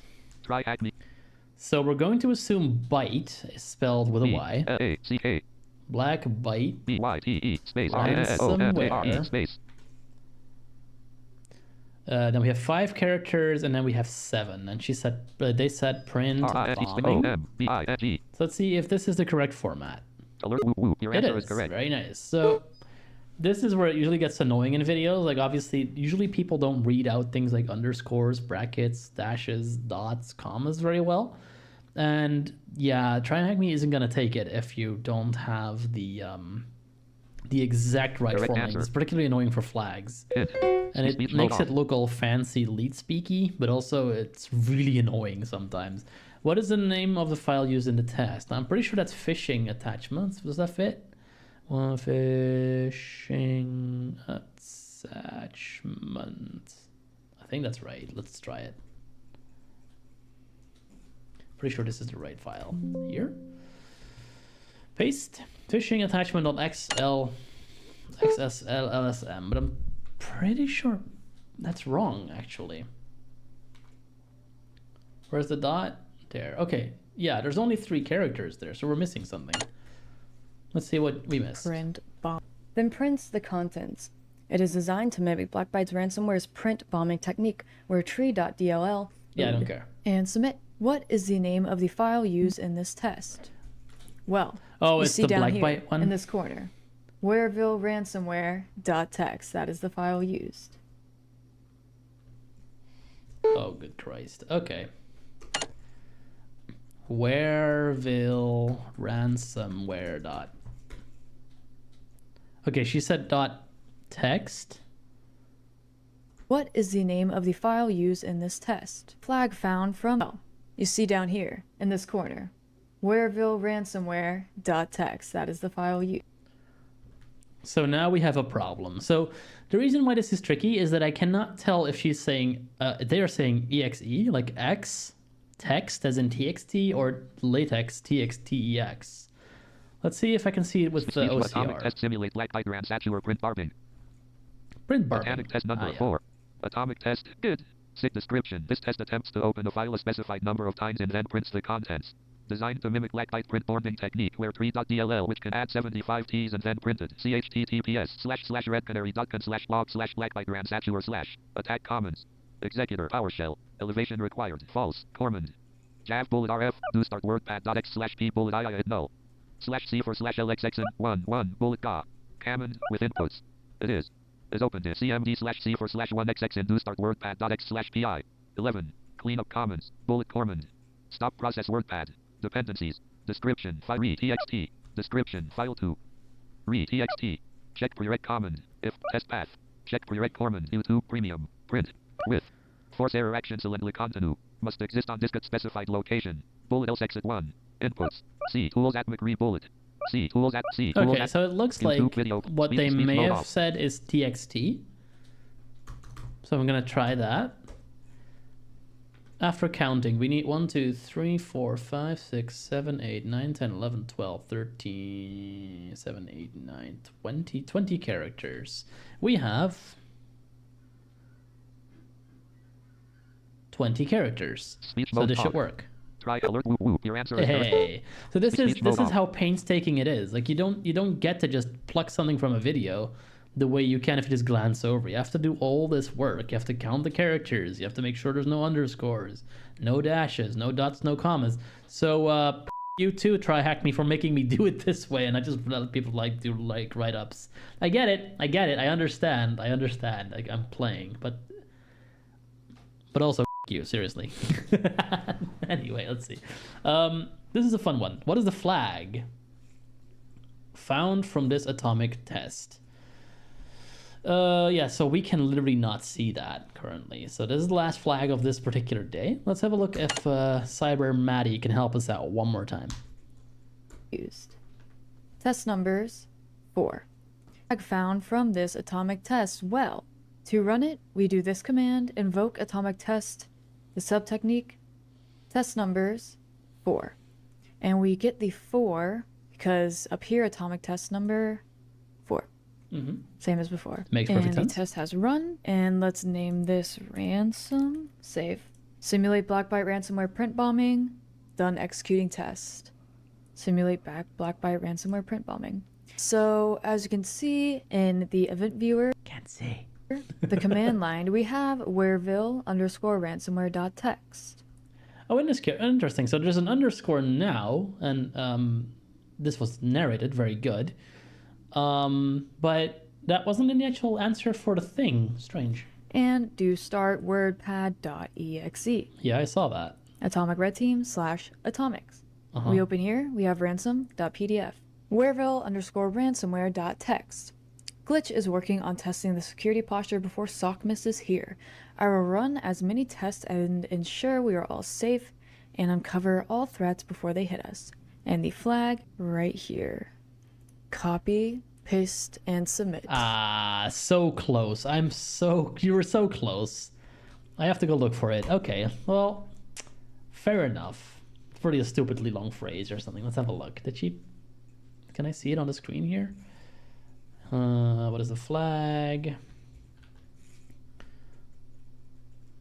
Okay, it's not filled in here yet, so let's move a few seconds ahead. Check again. Let's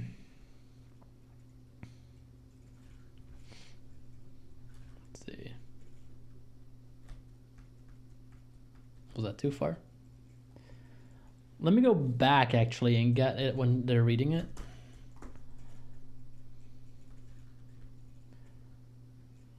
Yeah, just working hard, blah, blah, blah.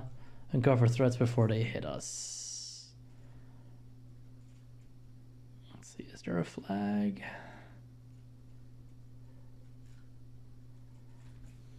Speed depending. Descript check pre. If test YouTube Premium 5 100 minutes. OIST 6R. IAG 3333. YouTube L. Record T10 for what? At T1 mil. What is the name of simul? What is the learn more of no answer? Learn more. What is the flag found from this atomic test? YouTube K pause. Record as glitch. Whoop. He is unsure of the whoop as glitch continues to prepare for SOC. Maz and fortifies Wereville bullet as security. He decides to conduct an attack simulation that would mim as glitch whoop. He is unscripting. He is whoop. He is Okay, answer the so questions below. he What literally was the just flag? pasted it in. THM CIH testing for spear phishing. What is simulate like? What is the name of YouTube Premium? What is the name of the file used in the test? Correct answer. Correct bullet O. YouTube video player section. And as K pause.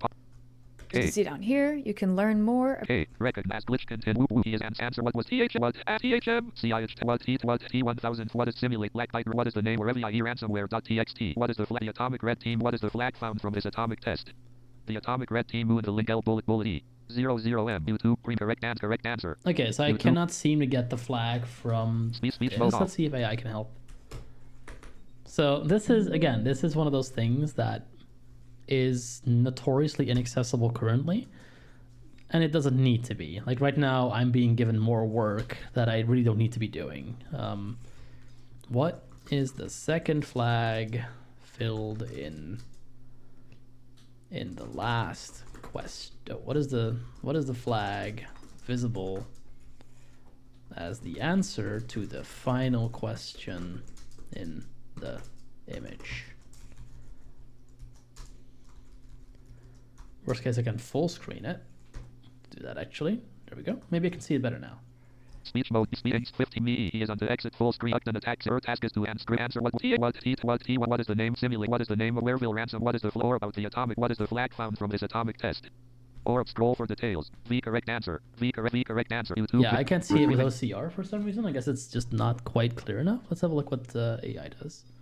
Image. The flag visible as the answer. Final question is THM. Whoa. I hope that's right because that is stupid long. That's also an base 64 Copy. thing. Exploring. Try. Oh, lol, that's what it is? That's what they did? What is the flag found from this Oh my atomic test? god. Answer Okay, well, format. is this the right Paste. answer? TH right. Alert. Woo woo. Your answer is correct. Ah! Okay, so it looks like we were given a clue, because this is base 64 encoded data. So let's actually see if we can decode this. Speech mode off. So yeah, this also happened in another one where I think they had it like as a background image in CSS without alt text. So yeah, this this is not new to me. I've done this before. Just gonna grab regular the code here. Let's grab this one real quick. It's the one I have handy usually. Oh, yeah, fuck off with your cookies. Jesus. All right. Whoop. Remove that. And remove that. And let's see what this means in regular people. Talk, decode. Let's see, anything cool? Glitch is not the enemy. Very cool. I like that. Very cool. So yeah, that whole like long string, which I understand why Cyber Maddie did not read that out loud. That's a stupid long string, which is why I'm gonna read it out loud. Here we go. T H. Actually, I have computers for this. Speech Fuck mode you. used. Speech. Main landmark. Hang Test. on. Where'd it go? Answer format. Star H T H M left brace R 2 X P D G N O I G L Z I G 5 V D C B 0 A G U G Z W 5 L B X K equals right brace. You too. There we go. Speech We mode off. did. You finished day 4. Hurrah! All right. What time is it? It's 10:45. I've been doing this for way too long. We'll start on day 5 at least. Okay, let's see. Get complete. Get us more raffle tickets for the possibly have not been disqualified yet thing. XXED5 Sockmas XX Whatty? Yeah, that's pretty much where I am at this point. The story. I haven't had to do my elf voice once yet. Come on, let's say Miss Kitty say something. They have important things to say. All right, let's go. Who's doing it? In case we need to ask for help, it is Tyler Ramsby. That's the person we saw earlier in day 2. All right. Well, this is a web developer. This is a web app thing, so we shouldn't have to do too many jumpy jumps. Let me terminate the machine first, because I might forget otherwise. There you go. You want to terminate? Yo. Terminate machine. Okay. Where was it? XXE. Whoa. Zooming through this website here right now. All right. Skip this bit, and let's read. The days in Wareville flew by, and Software's projects were nearly complete just in time for Christmas. Hey, it's supposed to be Sockmas. You can't just change your name. One evening, after wrapping up work, Software was strolling through the town when he came across a young boy looking dejected. Curious, Software asked, "What would you like for Christmas?" The boy replied with a sigh. Okay, I guess we can use the elf voice for this. Effects on. I wish for a teddy bear, and I know but my family cannot afford one. Effects off. Aww. This brief conversation sparked an idea in Software's mind. What if there was a platform where everyone in town could share their Christmas wishes and the mayor's office could help make them come true? Excited by the potential, Software introduced the idea to Mayor Malware, who embraced it immediately. The mayor encouraged the team to build the platform for the people of Wareville. Why is your mayor called Malware? Like, are you stupid? Does that not give you red flags? Through the developers' dedication and effort, the platform was soon ready and became an instant hit. The townspeople loved it. However, in their rush to meet the holiday deadline, the team had overlooked something critical: thorough security testing. Even Mayor Malware had chipped in to help develop a feature in the final hours. I'm sure he has. Now it's up to you to ensure the application is secure and free of vulnerabilities. Can you guarantee the platform runs safely for the people of Wareville? Learning objectives. Understand the basic concepts related to XML. All right. There's a alt that says XML handling data like a file drawer. Okay. Explore XML external entity, XXE, and its components. That is so obscure. Why are we doing that? Learn how to explore the vulnerability. Understand remediation measures. Okay. Important concept. Important concepts. Extensible markup language, XML. XML is a commonly used method to transport and store data in a structured format that humans and machines can easily understand. HTML is essentially a superset of that. That's kind of the same thing, yeah. Consider a scenario where two computers need to communicate and share data. Both devices need to agree on a common format for exchanging information. This agreement format is known as XML. I mean, it can be JSON or GraphQL or any other thing. You can think of XML as a digital filing cabinet. Just as a filing cabinet has folders with labeled documents inside, XML uses tags to label and organize information. That's a clever way to think about it, yeah. These tags are like folders that define and type a data store. This is what an XML looks like. This is what an XML looks like. An XML. Okay. A simple piece of text information organized in a structured manner. XML tag is what you'll find you're trying to say. Okay, we got people, name, glitch, and name, address, Wareville, and then email, glitch@wareville.com. Okay, phone 111000. Cute. All right. In this case, the tags people, name, address, etc. are like folders in a filing cabinet. But now they store data about glitch. The content inside the tags, like glitch, Wareville, and 1, 2, 3, 4, 5, 6, 7, which wasn't in there, represents the actual data behind being stored. Like before, the key benefit of XML is that it is easily shareable and customizable, allowing you to create your own tags. Document type definitions, DTD, okay, this has no headings in it whatsoever. That is sort of what I said earlier, like everyone makes these rooms differently. There's no template, there's no like rules, I think, for how you do them, like markup wise, so everyone can just do whatever it looks like. Now that the two computers have agreed to share data in common format, what about the structure of that format? Here is what DTD comes in play. A DTD is a set of rules that defines the structure of an XML document, just like a database schema, which no one knows what it is if you're a new beginner. It acts like a blueprint, telling you what element, tag, and attributes are allowed in the XML file. Think of it as a guideline that ensures the XML document follows a specific structure. For example, if we want to ensure that an XML document about people will always include a name, address, email, and phone number, we would define those rules through a DTD as shown below. Doc type people, bracket.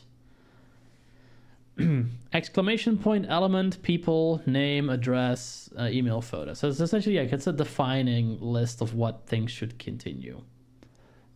All right. Is there a point to this tangent? Like, are we going to do something cool with this? Let's see. In the above DTD, element defines the element's tags that are allowed, like name, address, email, and phone, whereas PC data stands for parsed people data, meaning it will consist of just plain text. Entities. So far, computers have agreed on the format, the structure of data, and the type of data they will share. Entities in XML are placeholders that allow the insertion of large chunks of data or referencing internal or external files. They assist in making the XML file easy to manage. Oh, they assist, okay. Especially when the same data is repeated multiple times. Entities can be defined internally within the XML document or externally, referencing data from outside source. For example, an external entity references data from an external file or resource. In the following code, the entity $x semicolon could refer to an external file located at tryhackme.com/robots.txt, which would be loaded into the XML if allowed by the system. I think I see where this is going. Right, so we have another DTD where that's shown off. It's not really worth like reading the entire XML. We are specifically discussing external entities because it is one of the main reasons that XXE is introduced if it is not properly managed. XML external entity, or XXE. After understanding XML and how entities work, we can now explore the XXE vulnerability. XXE is an attack that takes advantage of how XML parsers handle external entities. When a web application processes an XML file that contains an external entity, the parser attempts to load or execute whatever resources the entity points to. If necessary sanitation is not in place, the attacker may point the entity to a malicious source, causing the undesired behavior of the web app. For example, if a vulnerable XML parser processes this external entity definition, and now I will read it. It says, let's see, where's the bat file? Entity THM file, system file / etc. / password. Ooh, we're going for the password. Here, the entity THM file refers to the sensitive file / etc. / password on the system. When the XML is processed, the parser will try to load and display the contents of that file, exposing sensitive information to the attacker. In the upcoming tasks, we will examine how XXE works and how to exploit it, connecting to the machine. Before moving forward, review the questions in the connection card, blah, blah, blah, blah, blah, blah, blah. The connection card says, connection card, comma, attack box, and virtual machine. Oh, God. Okay, so at least we have something about the actual thing. Tells us how to start the machine. I will start it.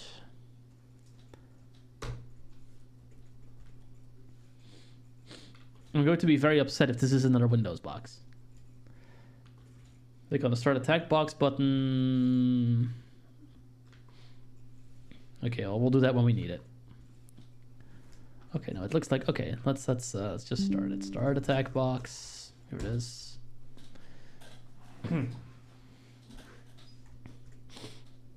Okay, let's go back here. Oh, this again. It's gonna blow. Gonna blow right up.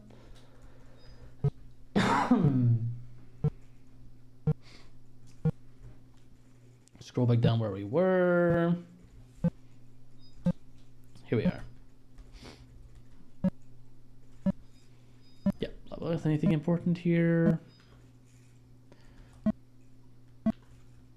Yeah, so the thing is not done yet, but it says, yeah, button at the top of the page and browse where reveals where it is at machine IP, so it's not there yet. Please wait 1 to 2 minutes after the system boots completely to let the auto script run successfully. That's fine, we'll just keep reading.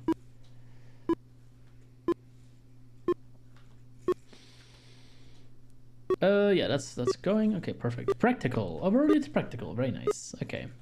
Now that you understand the basic concepts related to XML and XXE, we will analyze an application that allows users to view and add products to their carts and perform the checkout activity.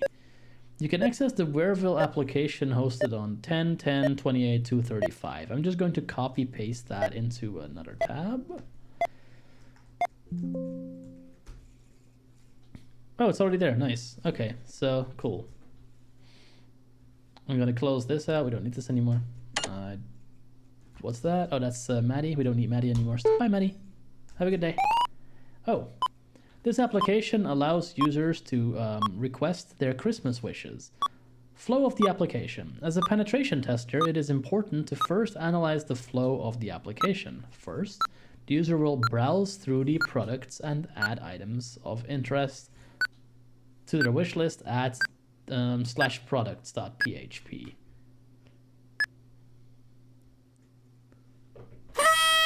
Thing's done.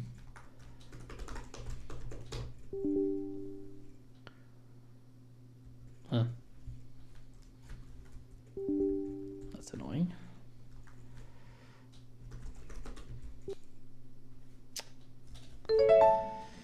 I may have crashed NVDA. And it's back to being a super fast shipment. I'll fix it in a second. There. Okay. I can be at game, that's fine. Slow the speech rate down a bunch. There. Go back here. Go back here. Huh? Oh, we're on the wrong page. There we go. There.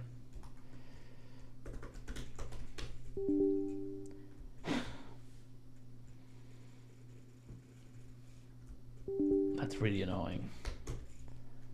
There.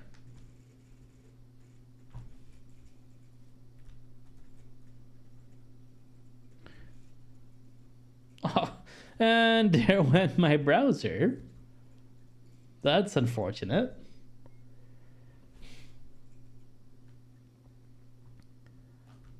Let me bring it back. Anything else crashed? Are you guys still here? Looks like OBS is still there, yeah.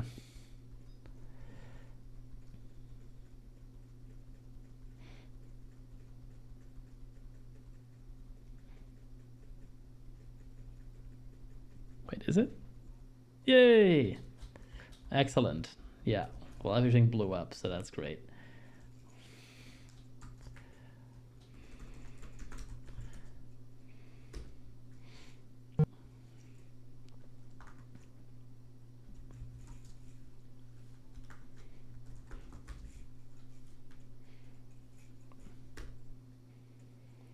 Beautiful. Is the screen still there? Whoa.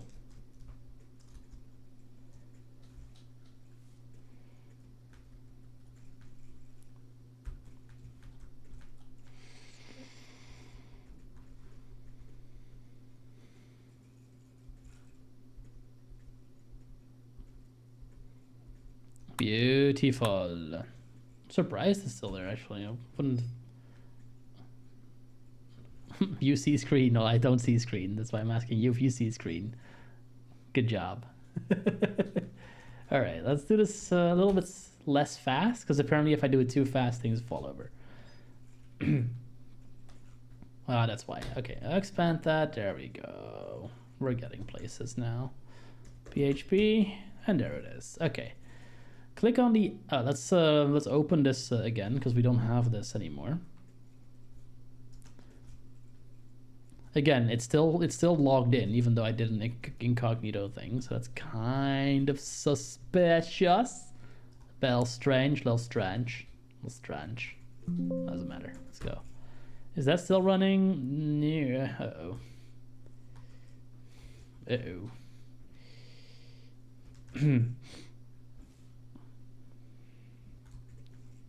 Uh-oh. Uh-oh.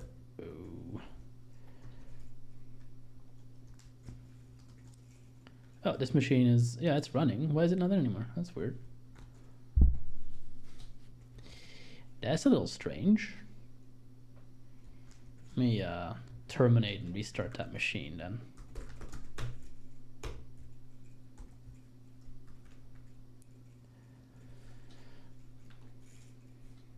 Is that the right one? Speed. Try Acme Advent of Cyber 20T. Edit multi-law out of edit clip extract out of frame cont ban link navigate out of list main landmark add 1 hour elapsed 1 hour expire copy 10 target title target IP address 10.10.28.235. Yeah, that's broken. Crush Advent of Cyber Day copy elapsed add 1 hour terminate machine dial terminate machine. Try Acme Advent of Cyber 2024 doc. Try Acme Advent. Okay, we're gonna try this again. Out of frame terminate machine. PHP. Find .exe out of list main lamp start machine. Start the machine alert again. Start in your machine. Please wait. Alert. Okay, while that's happening, let me read more of what this actually says. So, ooh, that was the wrong... that was the wrong machine. God damn it.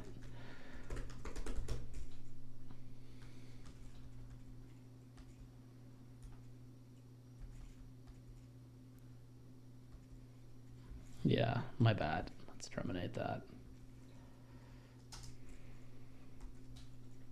There. Bye. Let's try this again. PHP. Up.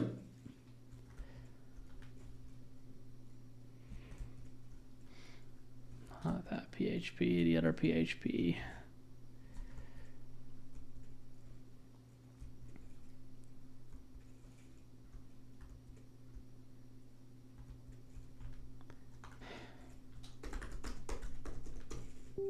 Oh, come on.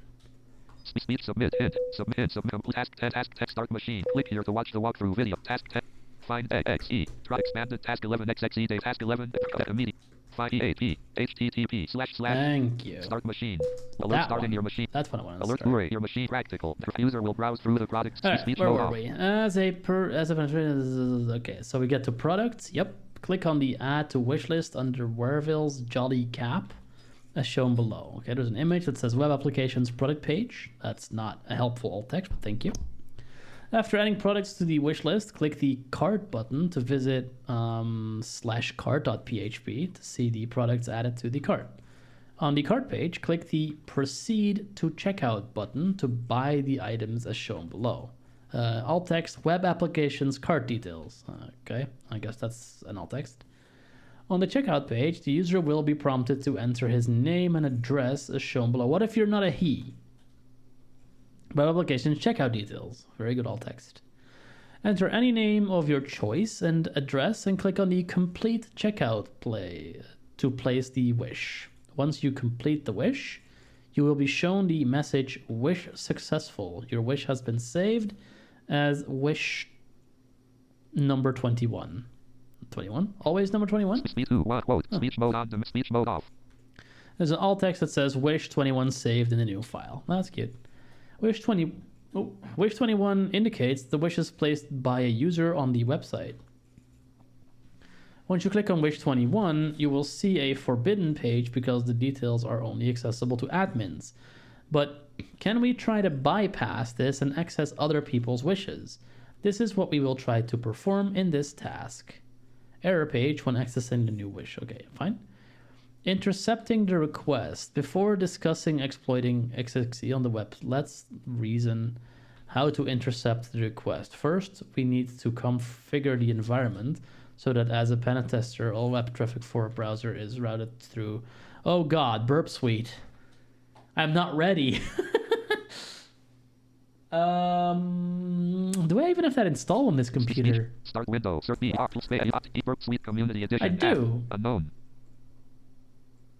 Burp Suite Community Edition V 2024.4.5. Edit read only multi-line. Welcome to Burp Suite. Edit read only. Edit read only. Edit read only. Edit read. Edit read. Edit read. Edit read only multi-line. Oh yeah, right. You can't use the tab key because Burp Suite doesn't do accessibility. Let's Pause automate. Trust this project file checkbox unavailable checked. Cancel. Next.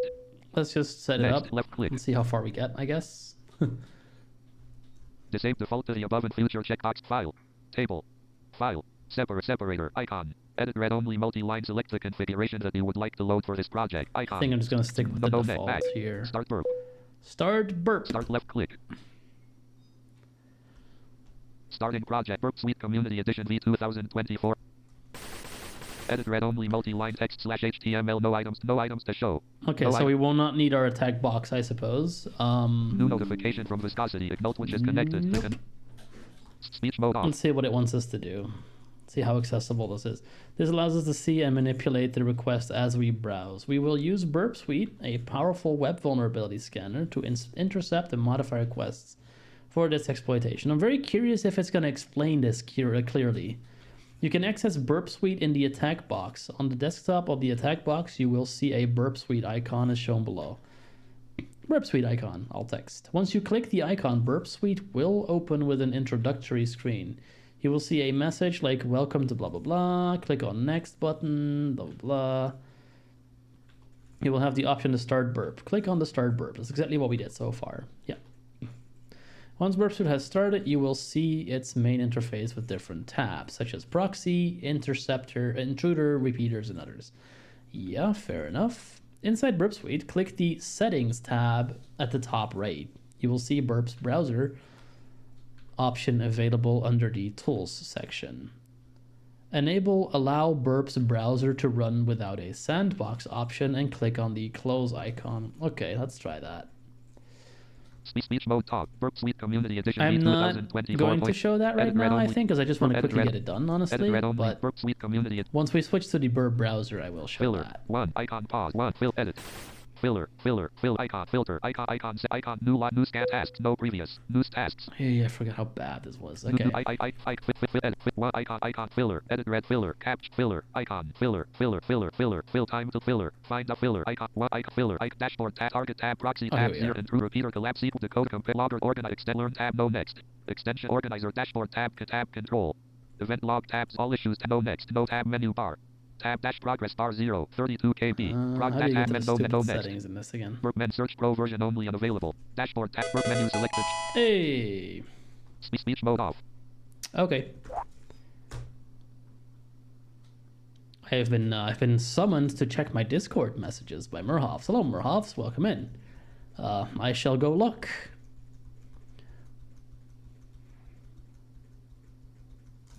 If I can find my Discord, that is.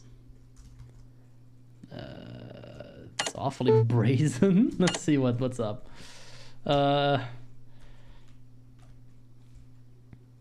Okay, I do see a message from Murhoffs himself. Let's see what's up. Oh, that's a lot. Oh, that's a lot. Hang on.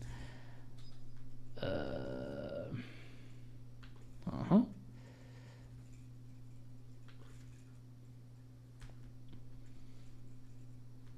Oh, now that is very interesting. I saw it, Murhoffs. I'm going to assume that your message at 9:30 and your message at 10:48 are related and therefore seem to be expressing a causal relationship. Is this something you'd like me to plug here, or why are you telling me this now?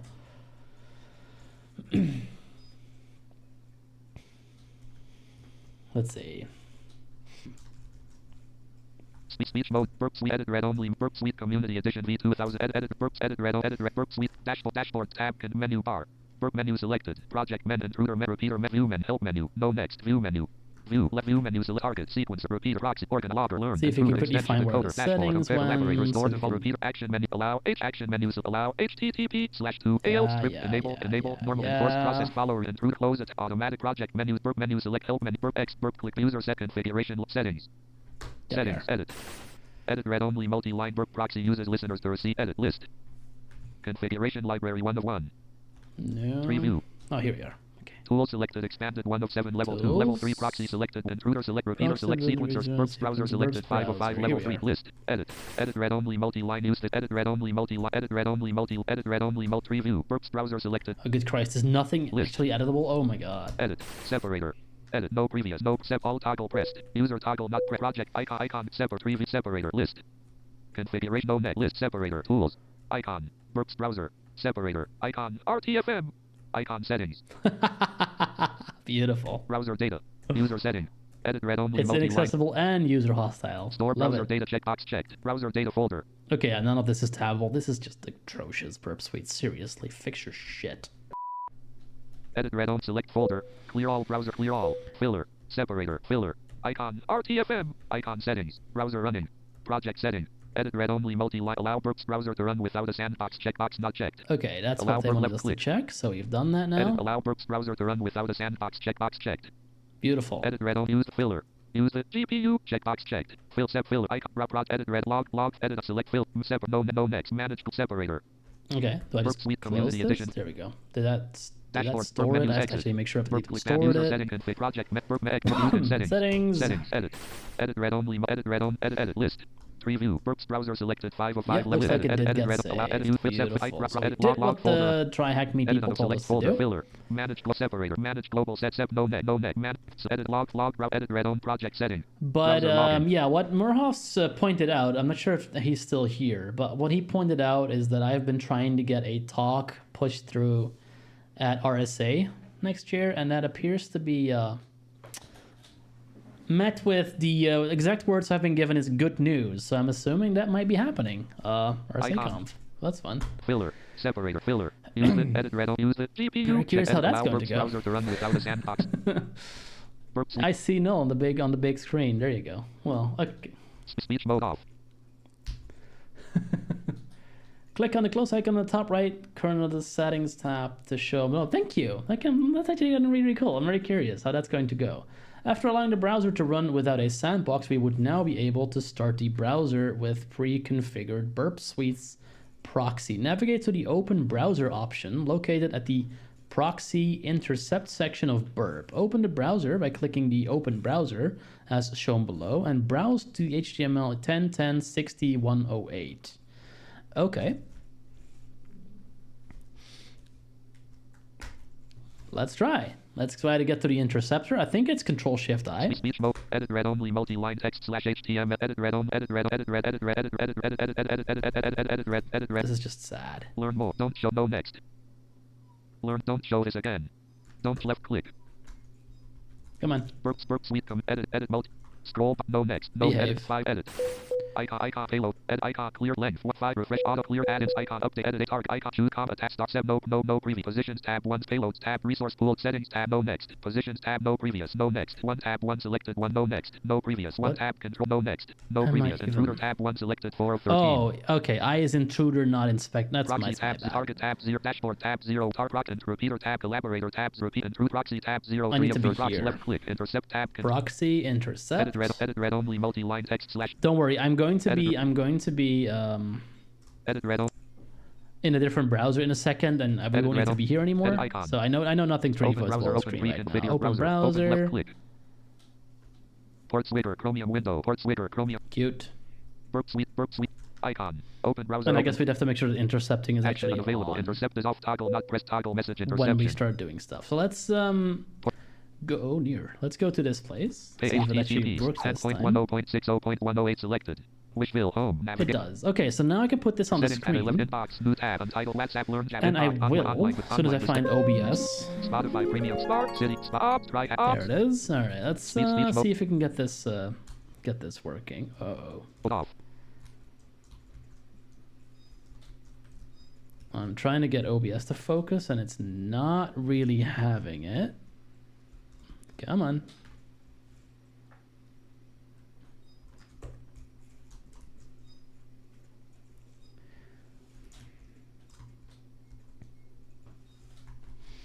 Okay, I am not able to focus OBS.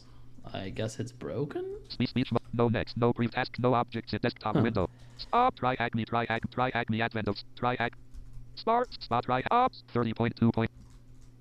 Yeah, I'm surprised I'm even still streaming at this point. Speech I mode can't off. get it to can't get it to focus, so it's probably just hanging out, and I don't really want to mess with it because I think it might break it. So I'm gonna leave it alone for now and narrate what I'm doing. Look at this go. Look at us be like all proper blindies and learning how this all works. Oh my god.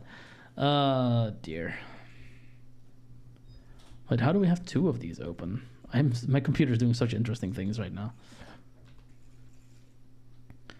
Yeah, okay, so it wants us to, intercepted, need to interceptors. Once you browse to the URL, all the requests are intercepted and can be seen under the proxy HTTP history tabs. Yeah, okay. What is happening in the backend? Now, when you visit the URL, and click add to wishlist, an AJAX call is made to wishlist.php with the following XML as input. Wishlist, user ID equals blah, item, and then the item, product ID equals 1, /item /wishlist. In the above XML, product ID tag contains the ID of the product, which is 1 in this case. Now, let's review the add to wishlist request logged in Burp Suite's HTTP history up. Yeah, let's not do that. Let's just quickly see what it says. Consists of XML being forwarded as a post request as shown below. Right. View. Okay, it's an alt text that just says view of the request sent to wishlist.php using Burp.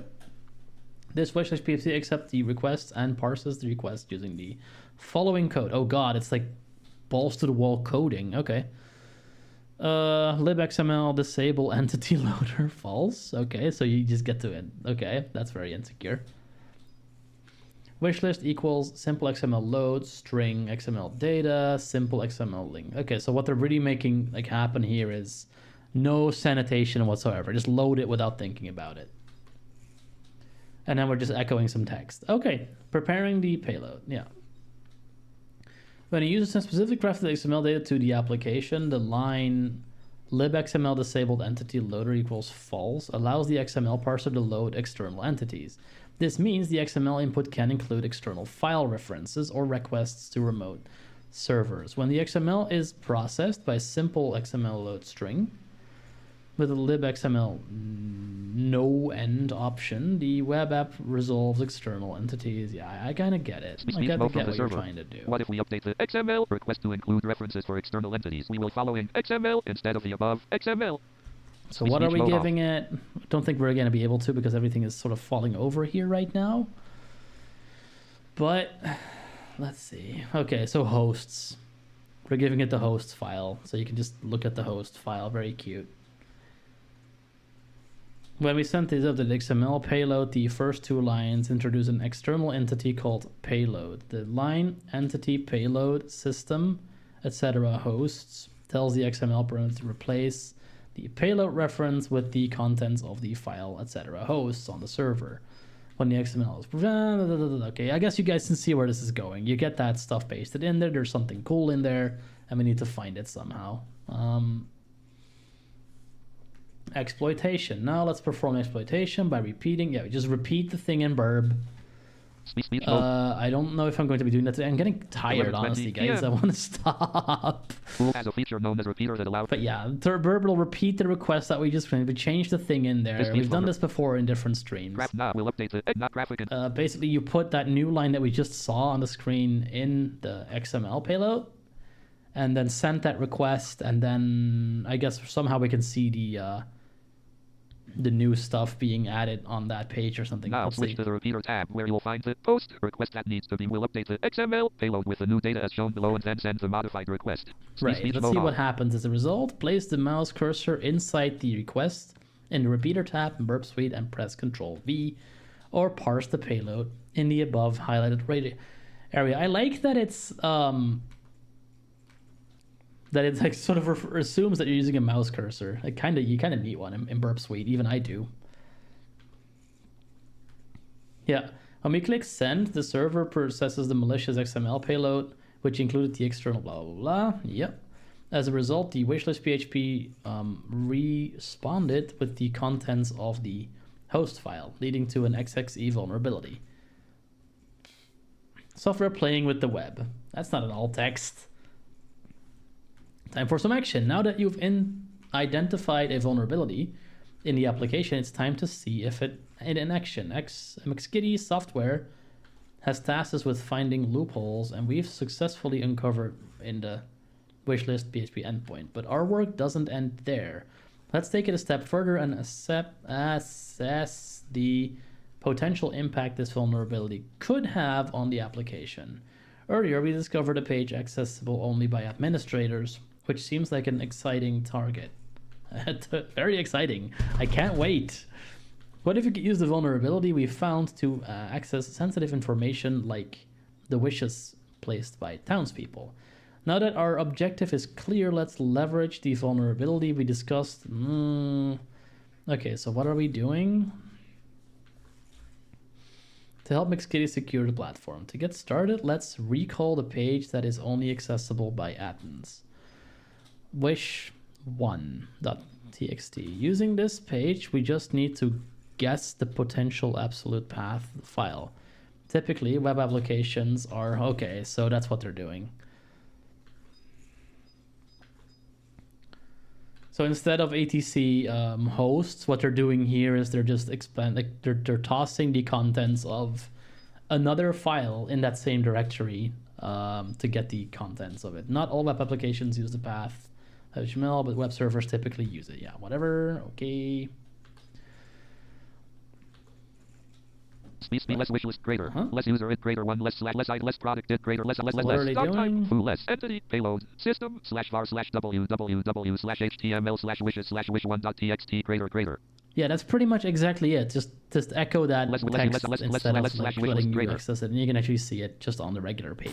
Graphic leaking the surprise graphic leaking the Leaking wishes the via wishes XXE. via XXE. Surprisingly, we got lucky that our assumption worked. The next thing to do is see whether we can view more wishes using our discovery. To do this, let's try replacing the wish. Yeah, so I'm not going to do that because working with burp is Graphic iterate. of As a annoying result, with the usual time, and I don't really have anything else set up right now. Graphic as a result, we were able to view the next wish. You may observe that we just incremented the number by 1. Given this, you may continue checking the other wishes and see all the wishes stored.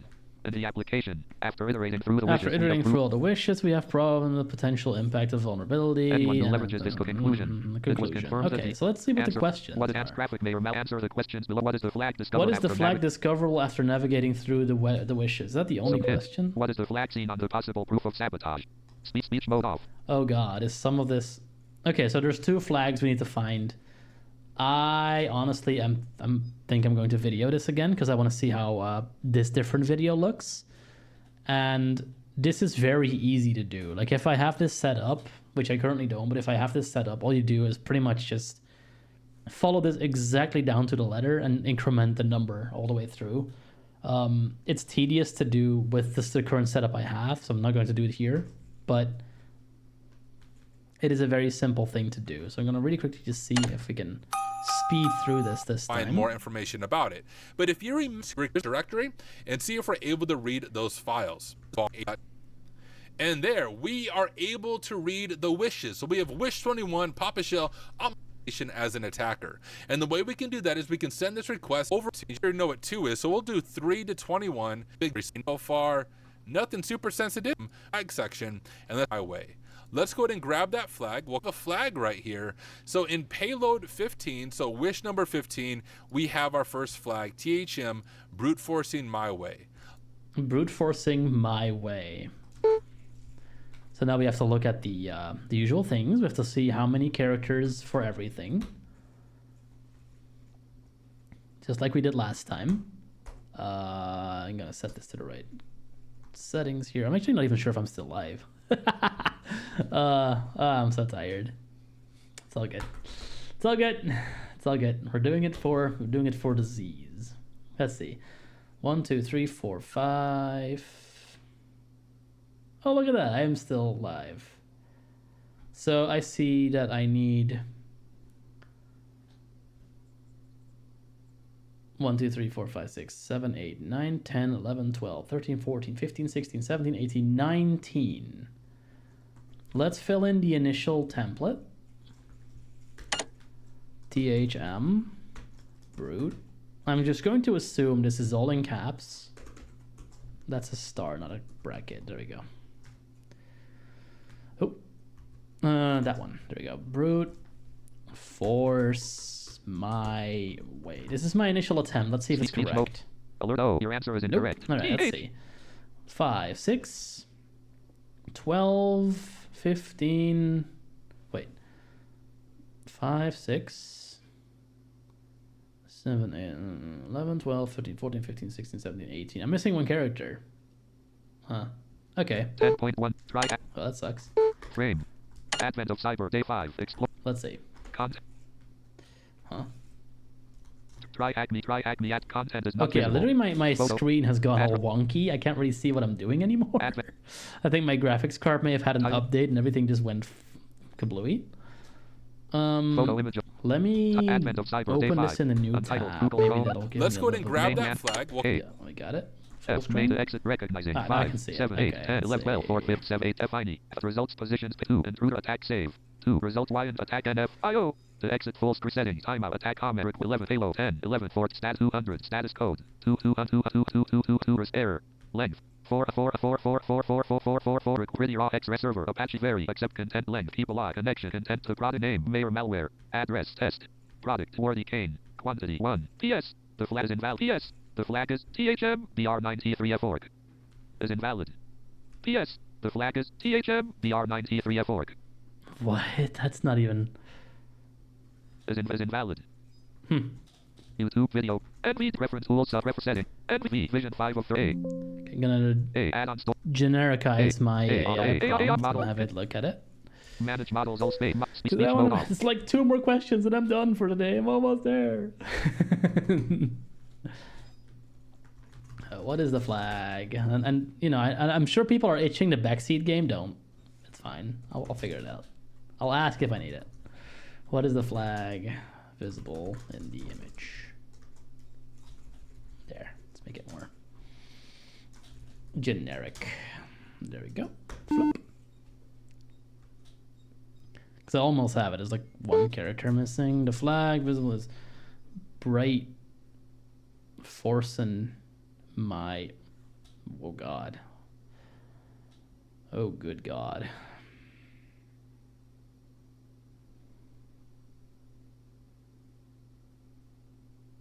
Okay, holy shit. If that is actually how it's spelled, hang on. I might come back to that backseat gaming thing. My God, could you make this even more elite speak than it was? Holy shit. Okay.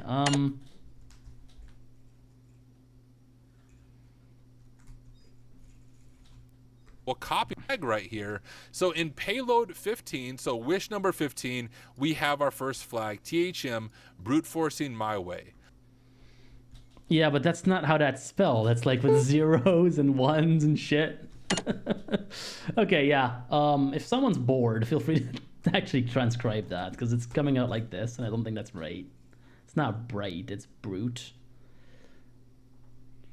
Like this.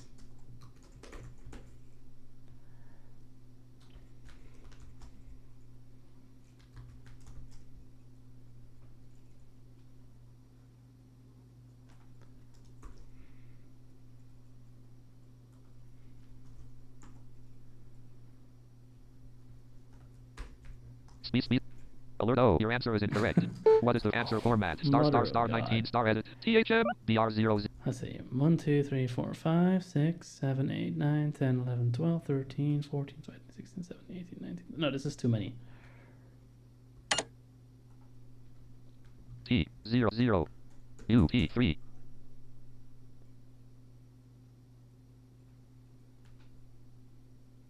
Oh, wait. I think this is.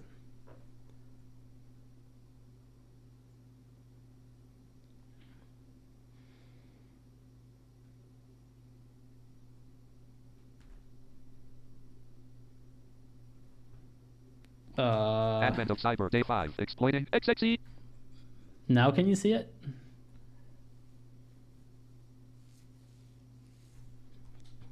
Mainland.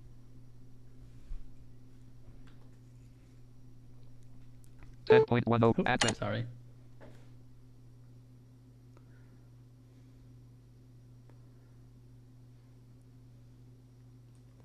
Yeah, that's another thing. I can barely see what I'm doing either. Okay, well, let's see what we Recognizing can result. do. Seeks left. Full Advent exit screen, full screen. Press there we alert. go. Advent of Cyber Day 5. Wow.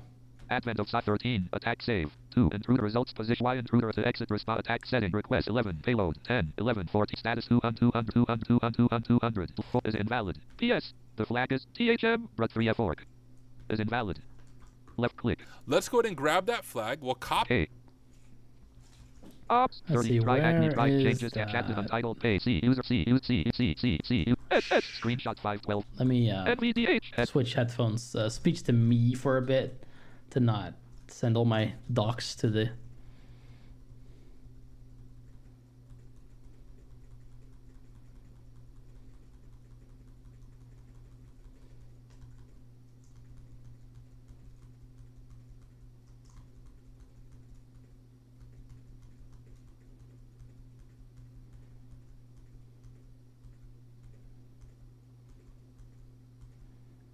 Fascinating. I don't see that window.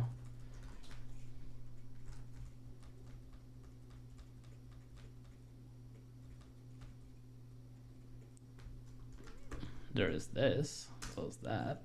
There we go. How are we gonna get this?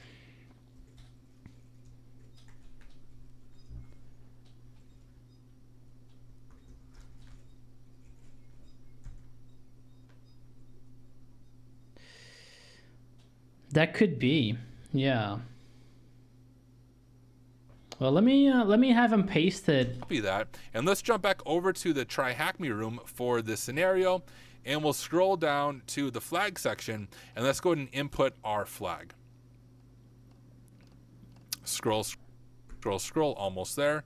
So here's the flag after navigating through the wishes. Now there's one other thing. There. Let's see if I can get it from here. This might be clearer to see.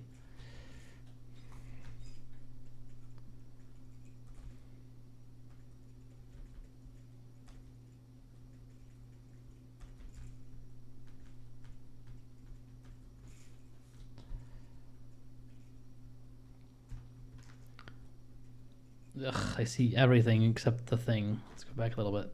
There we go.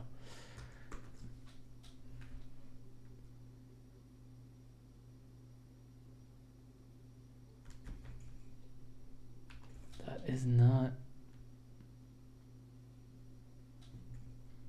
That is not right.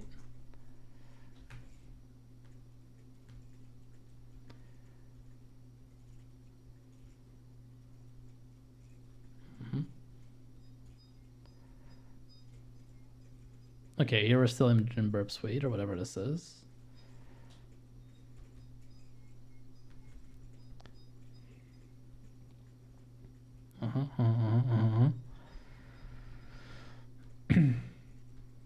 Just really quickly see if going through this, blah blah blah.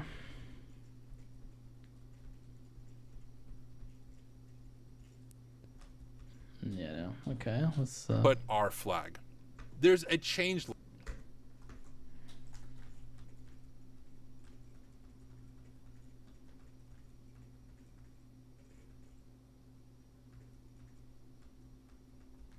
Well, this one is hard to get a good look on. Normally this isn't quite this tricky.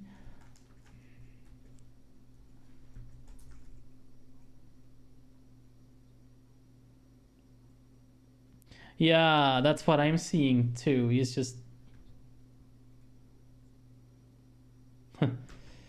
Scroll, almost oh there. right, he needs to scroll So the way here's the down. flag after navigating through Here.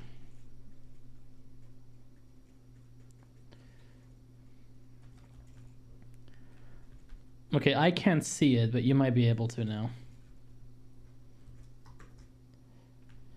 Because we're at the right place on his screen. Just, I don't think I'm not sure if he pasted it in yet. Yeah, he did. Okay, so brute force and my... Well, brute forcing is one word. Hang on. Let's see if this is the right thing.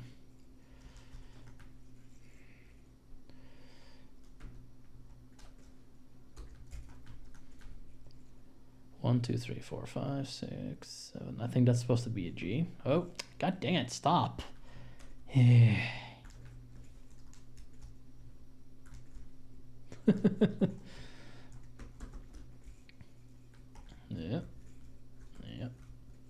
Here we are. Let's see. Okay, apparently we don't use the Braille keys right now. That's not a 6, that's a G. I think. Brute forcing my... Or is that a quote? Is that a character? No? No? 2, 3, 4, 5, 6, 7, 8,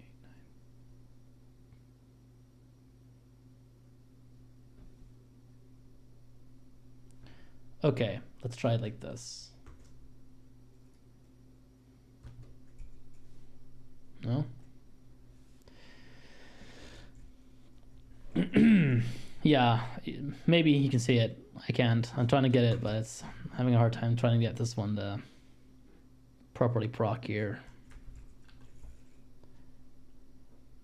Is that really a 6? Is that why? Is that what I'm missing? That at the end of the N. Damn, these are annoying.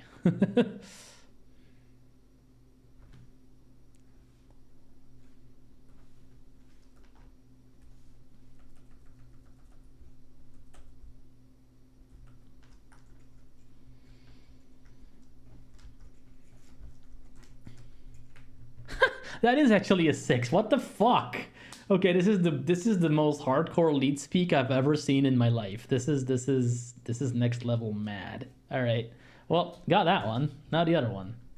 What is the flag seen on the possible proof of sabotage? I haven't seen more sabotage. What I miss?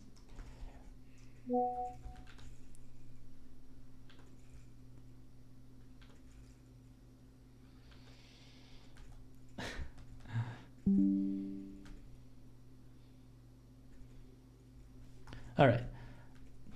After discovering the vulnerability, McSkitty immediately remembers that a changelog file exists within the web application stored at the following endpoint. After checking, it can be seen that someone pushed the vulnerable code within the application after software's team. Can I see? Here's a stupid alt. Here's the image. Commit. Author Mayor Malware. Wareville. Date. Fixed the wishlist.php page. Commit. Blah blah blah. Tag. Okay, do we have a flag in there? I don't see a flag in this image. Almost done with the wishlists page. Needs to handle parsing. Looks good. Finally done with the landing page and initial CSS. All right, nothing in there. Initial commit. Okay, let's see what we're supposed to do. With this discovery, McSkitty still couldn't confirm whether the mayor intentionally made the application vulnerable. However, the mayor had already become suspicious, and McSkitty began to formulate theories about his possible involvement. The guy is called Malware. Sorry, Santa's elves, but you're not very clever, are you? Okay, here's another flag we're supposed to find. I don't see it. Let's see what this guy wishes does. Now, there's one other thing that we want to check. There's a changelog, which is a pretty common thing in a web application. Is a changelog seeing what changes were happening, but you generally don't want the changelog exposed to the open internet for pretty obvious reasons. But often, when an application is rushed through development, easy things and small things like that get missed. So our user remembers, hey, there is a changelog that we might want to check out on this web application. And when we look at this changelog, we have this. The mayor fixed wishlist.php. We don't know what he did. We have the commit ID right there, so we can do some investigation a little bit deeper, but we do have that he fixed wishlist.php, and we have the final flag for this room, mayor malware backdoor. Sounds quite malicious to me. Let's go ahead and grab that flag, jump back over. Wait, is that just there in the file? Can I go there? I can go there, okay. All right. So what, there's a flag in here?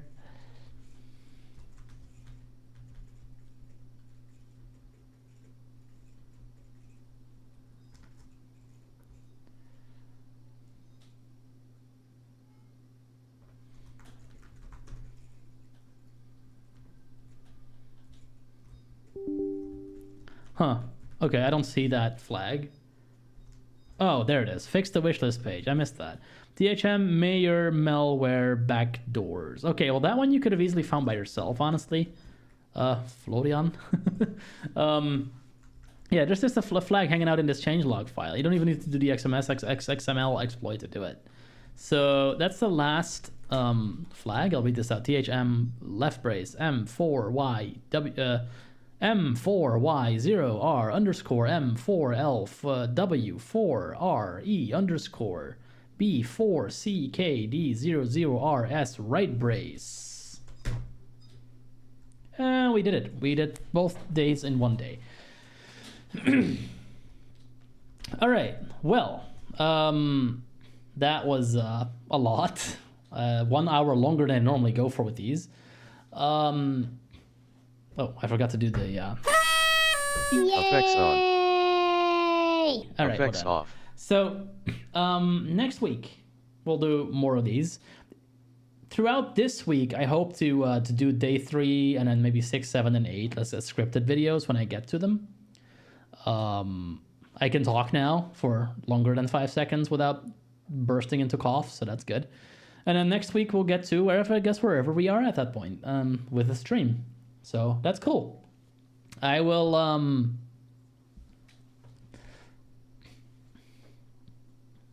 right, everyone, have a good day.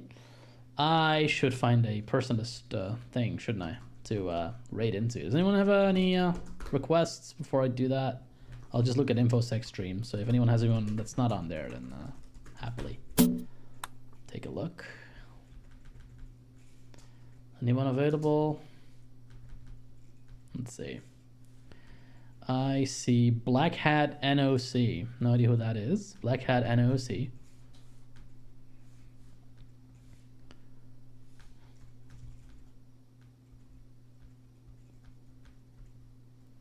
Is Black Hat NOC currently doing something? Let's have a look. Are you online?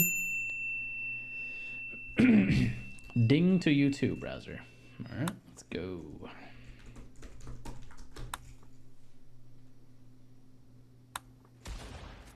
Okay, Black Hat, whatever, is currently playing a computer game. No, it's oh, Jesus. Look at all that damage. Yeah, buy damage. They are currently doing. Oh, I think they're not there. No, it looks like they may not be on. Actually, no, they are. They are. It just doesn't say what they're doing. InfoSec, Black Hat, hackers, cybersecurity. So let's have a look at some red teaming. I'm guessing. I'll toss them in a Firebot and see how they do. I don't think they talk, but hey, I gotta put you guys somewhere. Where's Firebot gone? Everything is out of whack. Ah, there it is. Like, how many of you people do I actually still have running around here? Let's have a look. 6 people. Shit. All right.